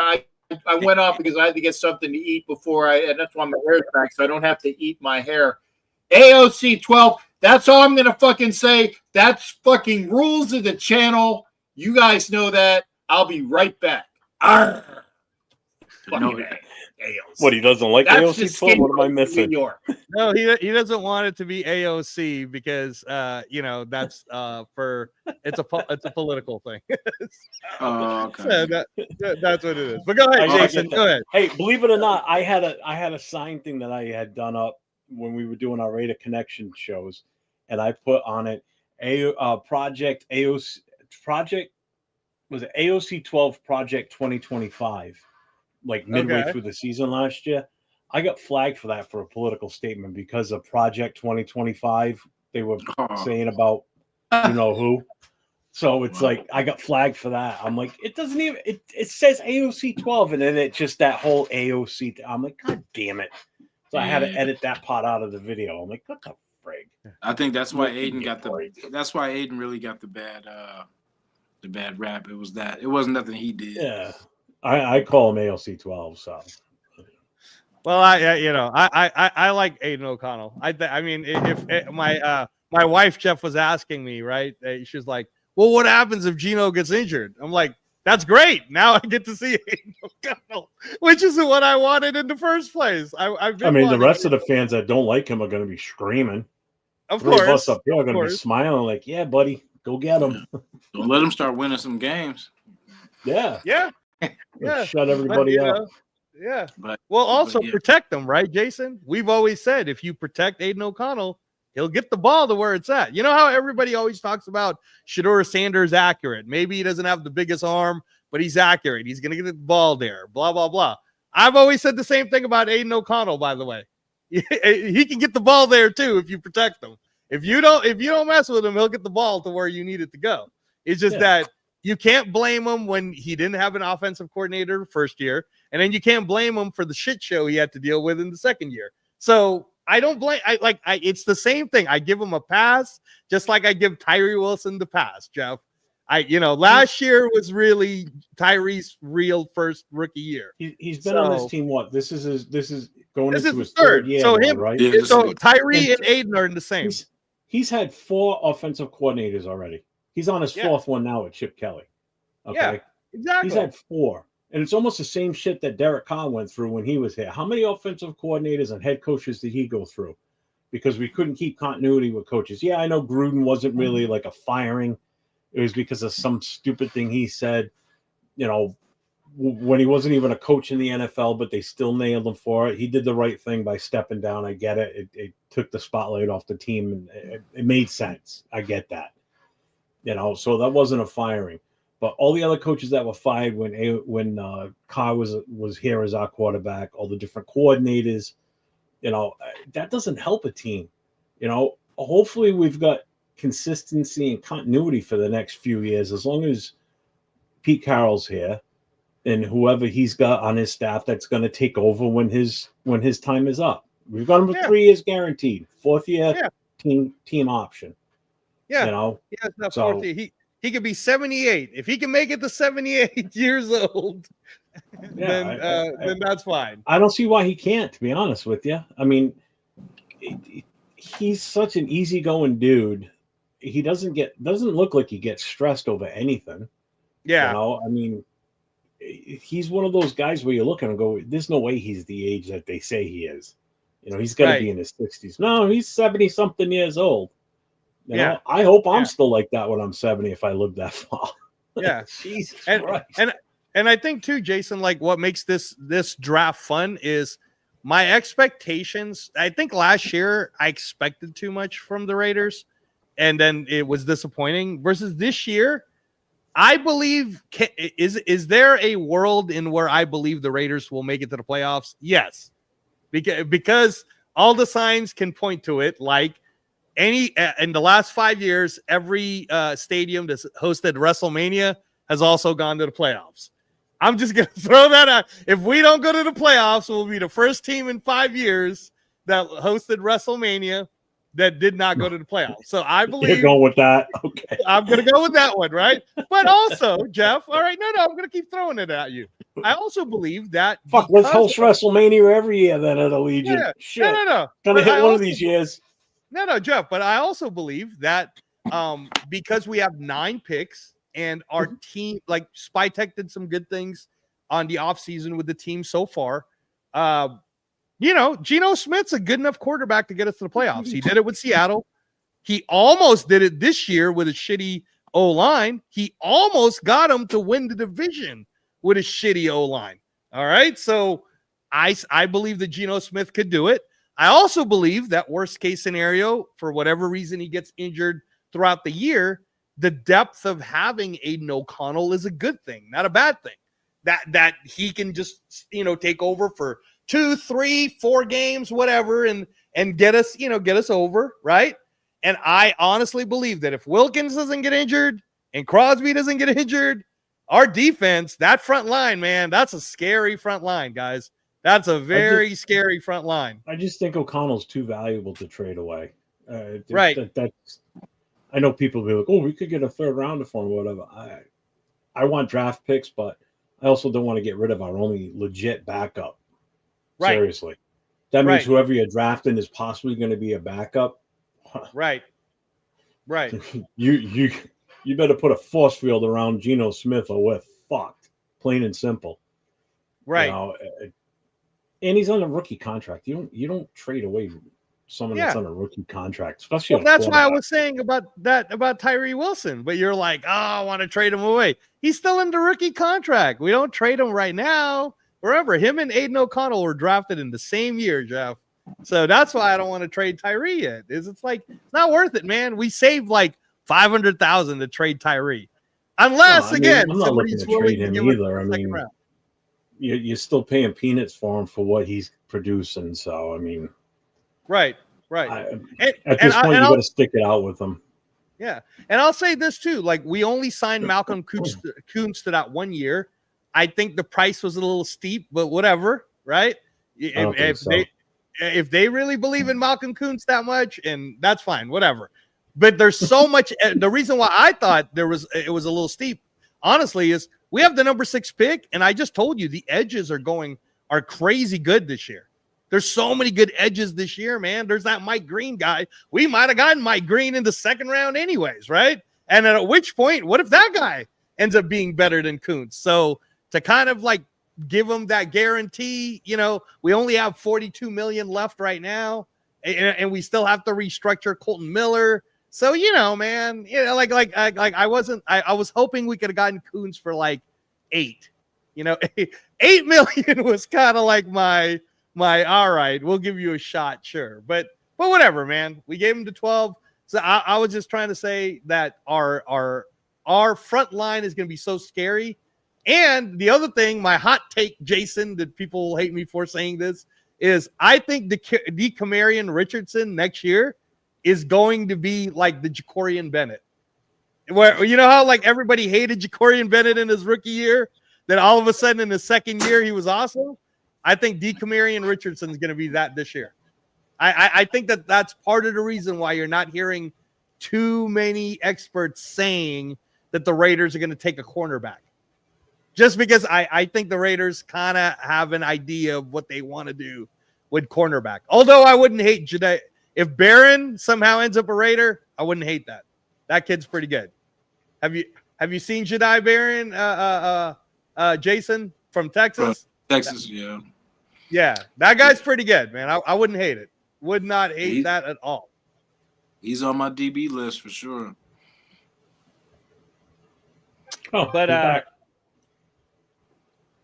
had my break, but people over there on Instagram, like Steampunk is saying, oh, we get to watch Captain Jack eat. Fuck you, okay, because I needed to eat because I'm going to be going away for about 5 days, and that's why I put my hair back into a ponytail because love the long hair, but the bad thing about having long hair is that invariably you end up eating it.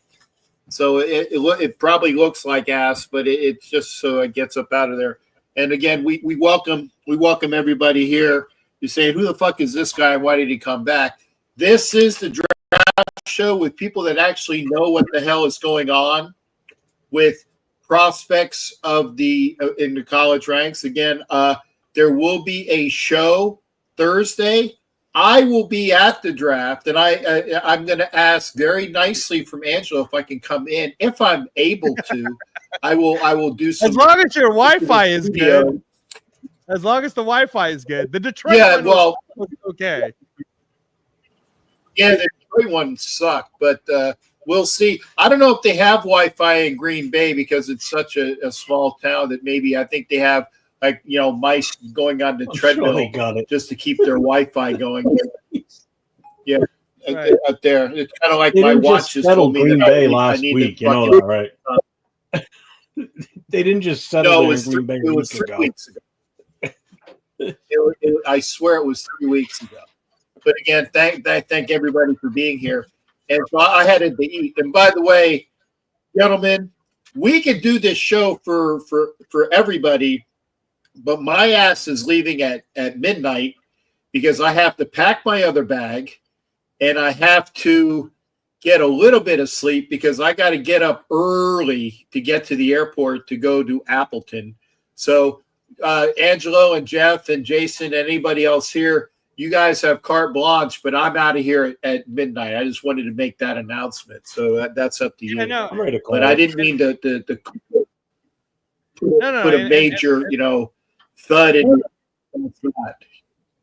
Go ahead, sir. Cap. And we just want, and again, the whole point of the show was in the first 2 hours, we really got to kind of settle in on where we're at and where we're going to be, and the excitement really for the draft. Talent wise, there are so much talent. The one last thing I kind of want to throw out to the group is I mentioned Ricky White. We haven't really talked wide receivers too much, and I think that when we're getting to that fourth, fifth, maybe possibly third round, we got to talk about wide receiver.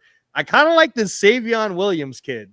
Is anybody else with me about this 6'5"? Yeah. All right. Jason, what do you like about the Savion Williams kid other than the fact that he looks like Megatron? Well, I'm gonna just take it a step back. So my plan for the first round, right, was the trade backs, right? We talked about trade back. So my ultimate trade back takes us to like anywhere like 15-ish, where we can still get Matthew Golden. So bam, that's all. Okay. Wide receiver. Wow. And Matthew Golden is your guy, huh? Okay. Yes, sir. You like him better than Tetro and McMillan? I do. I do like too.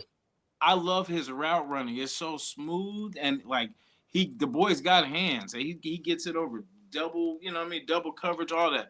But like I just love his route running because he's so smooth and he doesn't miss. He don't miss. And like I said, I would trade back, and that would get us those seconds. And then that way we can get the Henderson, Jurgens, whatever we want to do. We can get Zabel, and we can take care of a lot more needs than we can. We can, get some compact needs taken care of. But to answer your question, yes. If, say, that doesn't work out, I love Savion Williams' speed. I like how they used him, not just for, out wide, but like in reverses and, stuff, sweeps and stuff like that. So he's definitely a weapon for sure. And I think we could get him into third. I mean, he might fall that far. What do you think, Jeff? Savion Williams? You know what? I haven't. Wide receiver is not my strength. Just like defensive backs, I'm more of a trenches guy. I'll look at the running backs, quarterbacks, and shit like that. My thing with the wide receiver, after watching the combine, do I think we're going to get a number one wide receiver out of this draft? Probably not. I don't see it. I don't think we're going to have a shot at that type of guy, to be honest with you, first of all, because of what we need. As long as whoever we draft a wide receiver, as long as they can fucking catch the goddamn ball, and they're not 5'2", and they're not 5'2". We need somebody that's 6 foot plus. Hey, listen. We've already got the lollipop guild in the wide receiver room as it is right now. It's outside of Jacoby Myers. We need some tall, Savion Williams. Tall guys. Huh? Oh, sorry. I was saying, Jeff, Savion Williams is 6'4", 225. Perfect. Grab him. Yeah, there you go. He's tall. Outreach. Jaden Higgins too. Big, Higgins big is the receiver. one that I was really impressed with. That he's the only one that kind of stood out at the combine. Yeah. I mean, the thing is with these wide receivers, they're all pretty much almost like I think outside of T-Mac, maybe Higgins, I feel as though they're all kind of even keel. I know late option is the kid from UNLV. What's his name? Nash. Yeah, Ricky White. Ricky White. Sorry, Ricky White. Yeah. Who's the one? Nash. Yeah. I heard that. That's San Jose State. No, Nash is from San Jose State. He's good too. So then it's Ricky White. That's what it is. Because I've grabbed him a few times in my mock drafts. Yeah, no, Ricky White. So just so that you know, since I know a lot about that kid, I got to watch him all year. He's the special teams player of the year. He got the most punt blocks and punt blocks and all of that. And he is a really good wide receiver, can catch the ball, a good possession guy. And like I said, he's probably going to go in like the 5th or 6th round anyways. And if we take a Vegas kid, I'd love it. There's also from UNLV, there's Jackson Woodard, there's Whitmore, there's all these great players. There's the one kid that I always talk about because he's Filipino. I got to do it, Kev. But there's this Filipino kid that grew up in Tracy, California, Jason. His name he grew up in Tracy. He's a Bay Area kid. He's the starting tight end of the UNLV running Red Bulls. He's going into the draft. He's 6'7", Jeff. This is a tight end. 6'7". We don't need this tight end. Why are we talking tight end? No. Just listen to me. Listen. This is a seventh. I just gotta throw it out there because he's Filipino. We're gonna go 3 years in a row drafting a tight end. He's 6'7", 270. He can block. He can catch. He's got good speed. He's gonna go to somebody, but his name is Kaleo Balungai. Kaleo Balungai. Everybody from UNLV, you're gonna hear his name get called. Can he block? That's fine, but not to us. Because the last thing we need is another tight end. Yeah. Let's put it this way: if the kid's Filipino, he's got a lot of Guamanian in him. That fucking big. Okay, there's some cross blood in him there, Angelo. 6'7" and 270. He's yeah, 6'7", bullshit. There's some. Well, I'll say right now, we might have to grab a tight end if we can't get a top wide receiver because that's all we're going to be able to do is just stack the O line and just fucking run the ball. Jesus Christ! I think we're gonna. It's going to be 5 down offensive linemen and 3 tight ends out there on every freaking play. But again, it's pretty. As long as it fucking works, I don't care. Yeah, as long as it works, I don't care. Even when we're talking about wide Delaware wind tee out there. Yeah. Even talking about wide receivers, though, right, Jason? Like there is so much talent that we could be drafting some late gems for wide receivers. Remember, we have 3 6-round picks. 3 6-round picks. We could use that to trade up to back to the 5th. We could do all kinds of stuff with it, and that's why more picks is better. I last year we were able to get our first 3-round picks are all starters, right? Bowers, JPJ, Glaze. So hopefully, that kid from Stanford. Yep. Alec Ayamanor. Yeah. He's A minor. Yeah. A minor. Is that what it is? A minor. A minor. Hey, you notice that's the only position that they're not really talking about is wide receiver. We've heard everything. We've heard everything, but they haven't said anything about wide receiver. Yeah, no, it's only been the experts bringing up T-Mac here and there, but when the narrative fit, they were pushing Shador on us, and then now it's like, well, one of the needs is running back. So now every mock draft you see out there from these experts is, they're going to take Genty now. Everybody's slating us to take Genty. Right? When we had the early picks in the first, in the first round, when we were like the first or second pick. When we were just complete ass and losing games left and right, everybody has taken Shador or Cam Ward. Cam Ward, if he falls to us at 6, hell yeah, I'd take him in a hot beat. Yeah. That would be the only quarterback in this draft that I would grab. Yeah, of course. That I wouldn't be upset that at I won't either. deny. Actually, but if Cam Ward fell to 5, I would who's that? Jacksonville? If Cam Ward fell to 5, because Jacksonville would hold that hostage, right? I tell Jacksonville because they wouldn't even draft Cam Ward, considering that fucking Golden Boy has not really shown himself. So they say, hey, just because they have a quarterback, they wouldn't draft him. Yes, they would. Yes, they would. So I would package up something really good just to go up 1 if Cam Ward were to fall to 5. I don't think he is, but in the alternate universe, Marvel, whatever, I package a whole bunch of shit for Cam Ward. The last thing I want to do is lose draft picks in this draft. I don't want to move up. I'd rather move back and gain picks. We need every pick we can get. Yeah, right. We can't afford to lose them. And that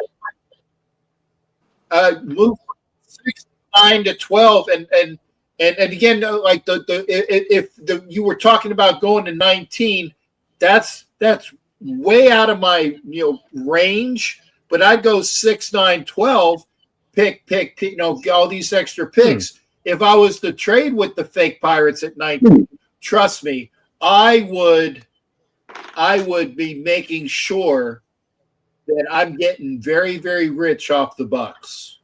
Very, very rich off the Bucks. And there's going to be a lot of moves, right? There's going to be a lot of movements going back, going forth. We're going to see, it's going to be very shocking if everybody stays exactly where they're at.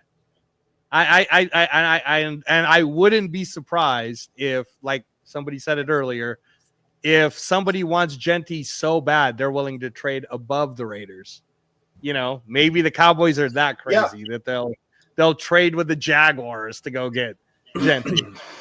I wouldn't be surprised if there's quite a few trades in the first round, to be honest with you. Amongst many teams involved. I would not be shocked at all.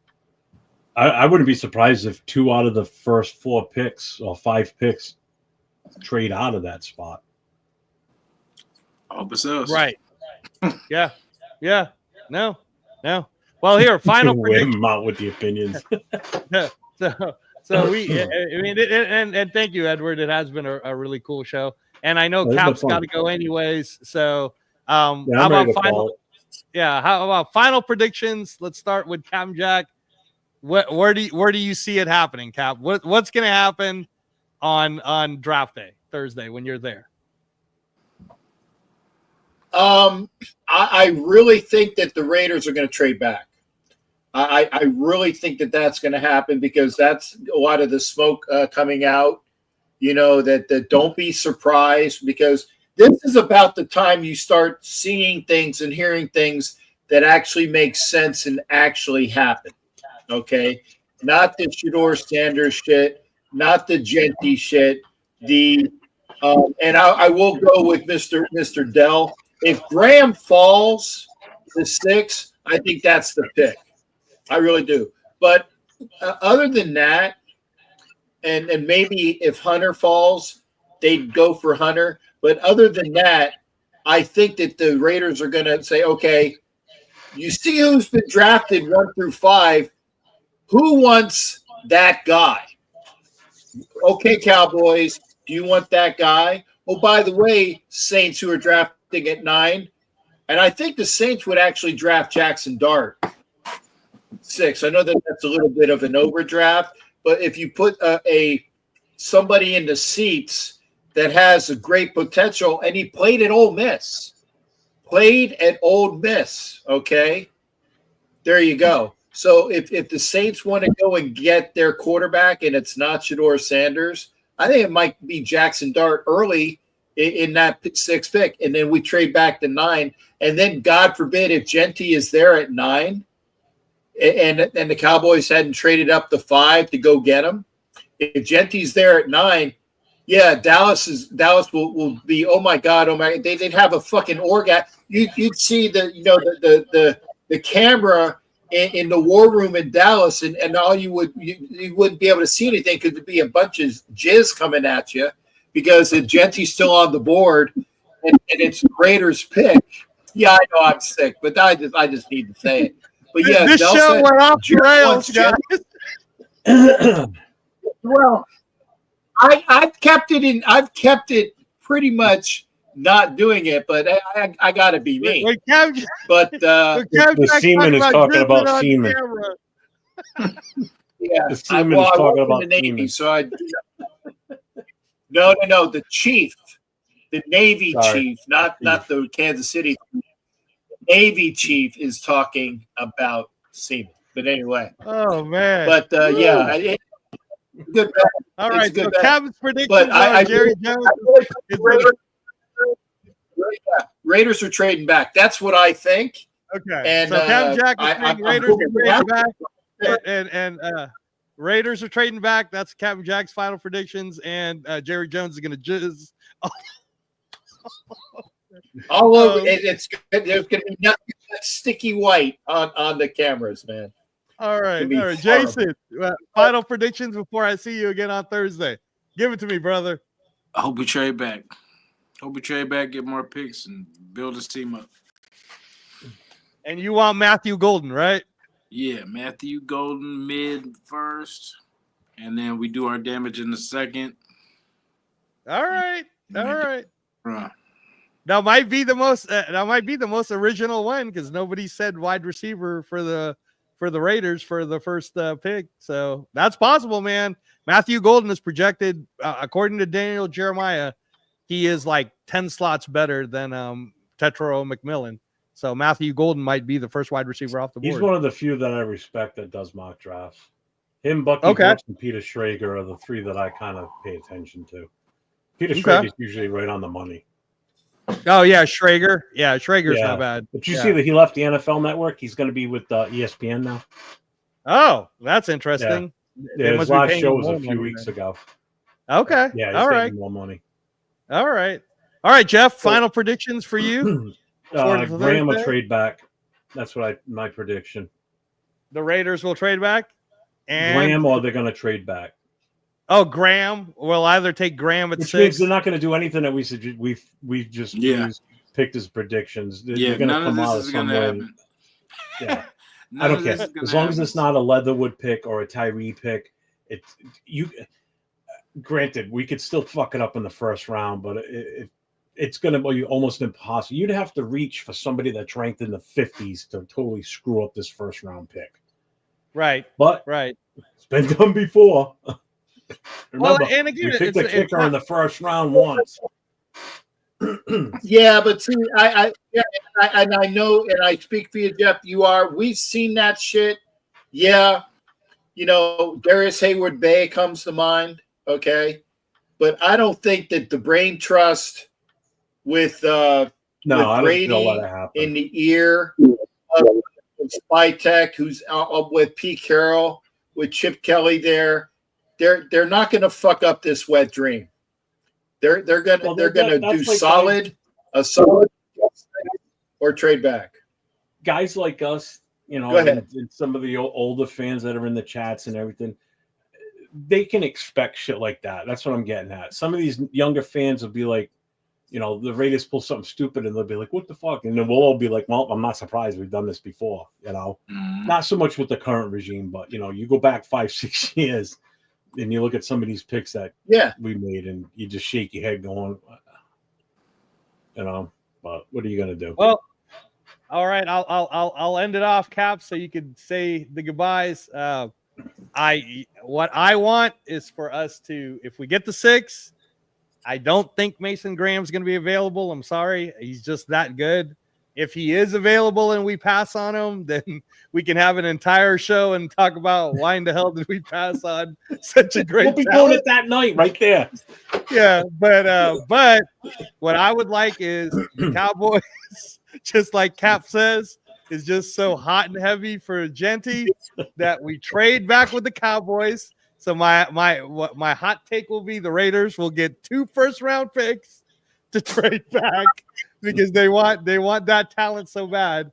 And then I want us to take either a Will Campbell or a Armand Membu or a Kelvin Banks, someone that's a day one, put him in at guard right away, left guard, and then eventually become a left tackle to the future. That's what I wanted last year. As you guys remember, Jason and Captain, you guys remember I wanted Fuaga.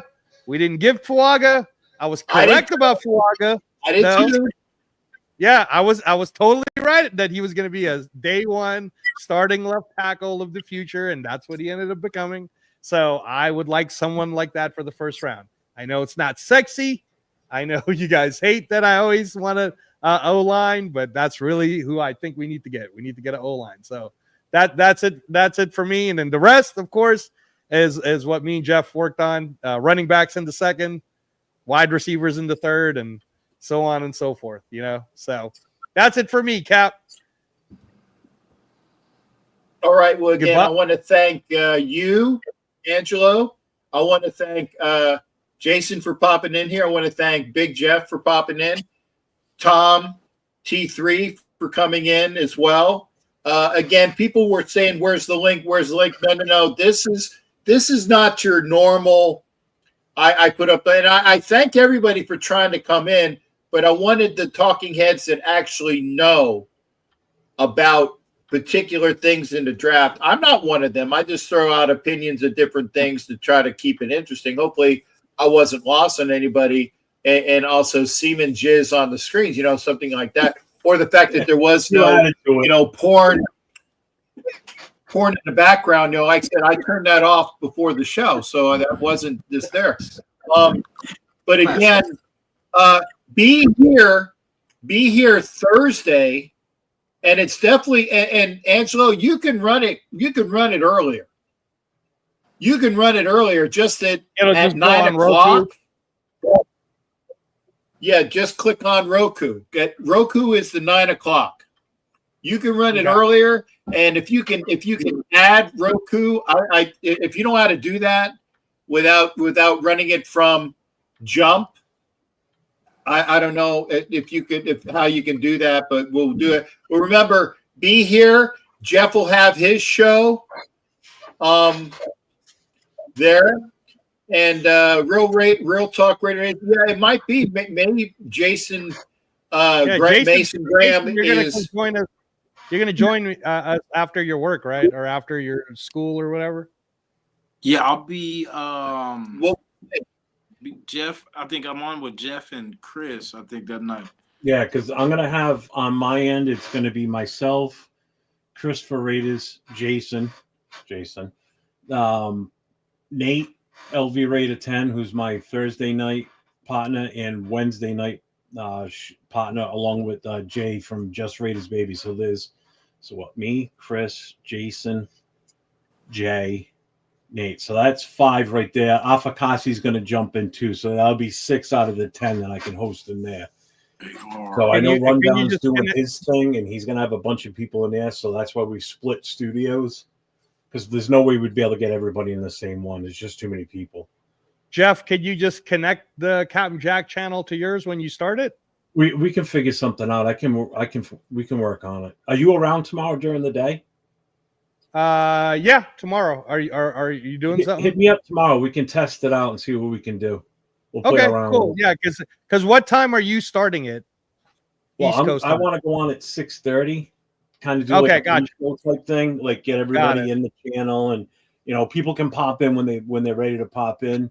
But at least Chris and I are going to start the channel or start the show. Jason, I don't know when you're available on Thursday. I'll be home by like 4 p.m. like Cali time. So 7 o'clock my time. So yeah, you'll pretty much be in almost from the get go. So Jeff, maybe what we could do if you're available is jump on with me to start the Captain Jack show at 6, and then you could fade to your show. Figure out like tomorrow. Yeah. Hit me up tomorrow. Yeah. I have to go out like around 2 o'clock my time. I got to take my wife to her physical therapy for a knee surgery she had. So yeah, we can do it after. Prior to that, after whatever, just text me my number, and we'll. Yeah, we can play with it. We can play around with it. Yeah, we could do an impromptu show if you want to. Cap, are you going on tomorrow? You're not doing the Violator and Rough Guru show tomorrow? We haven't. We can't until the season. That the Wednesday shows. Obviously, Jack will be doing Wild West if they have. I'm sure they'll have a Wednesday show. So Jack will be doing Wild West, plugging into this, but it's not going to be. Or I don't think that the feed will be where it would interfere. I don't think so. So. Yeah, well, we can do it during the day because I've got my Raider Connection show tomorrow night, so I won't be able to do anything tomorrow night. I've already committed. Yeah. But we'll figure it out. We'll figure something out. Yeah, no, because that would be great, Jeff, if we could just start the Captain Jack show together on Thursday, and then you could just bleed that right into your show. That's perfect. Yeah, that'll work. We can figure something out. All right, cool. All right, and again, as long as I don't get any more fucking strikes, Angelo, because I did that. Was it the course that you have to do when you fuck up at the driving course and you get? I'm still on probation, it doesn't go away Okay. because I didn't do it right away. So I'm just saying, I love you, brother, but it's like no more probation hits, man. I'm still on probation, okay, and I don't go off of it for a while. Yeah, The only thing we're going to talk about on Thursday night for sure is the way we're going to handle our draft pick in the channel and in the chat. So, like, we're going to have to, everybody that's on the panel will switch over to the private chat. So you're not seeing the regular chat. And we're going to mute everybody's going to mute whatever they're watching. And if I'm running the whole thing, I'll have my sound on my TV so we all hear it at the same time. Because if I'm on a delay or you're on a delay, this way here we can all react at the same time. And then as soon as the pick's made, then we can bring everybody, go back to the regular chat and everybody can go back to whatever sound. Right. Spoils it. That's the whole big thing is I don't want anybody in the chat spoiling it if they're so far ahead of us or whatever. Well, the thing is, Jeff, just so that you know, I don't think we have to worry about that because our pick will already get taken before our shows even go on. The draft starts at 5. I'll be on already. I'm talking Eastern time, 6:30. Oh, you'll be on at 3:30. Perfect. Okay, cool. 3:30 your time. Yeah. Oh, awesome. Perfect. Cool. Amazing. Great. That's the time I set it for because it starts at 8:00 my time. The actual. All right. Draft, So you'll be doing a lot of pre-draft talking then before. Yeah, we'll just be shooting the shit, actual. kicking around things and everything. So. All right. Cool. Yeah, we'll experiment with it tomorrow. I didn't know you meant 3:30 your time. That's perfect. Awesome. No, I always go my time. Sorry. All right. Cool. All right. Yeah. No. We'll talk about that. You're fucking Filipino. Just do the Coast. math and just add 3 hours. What the fuck? Aren't you supposed to be good with math? See, that's another racial. Look, man, it's the Chinese people that are good at math. I forgot to carry the one. I'm sorry. I forgot to carry the one. That's my fault. Captain Jack gets away with it because he gets away with it because his wife's Filipino.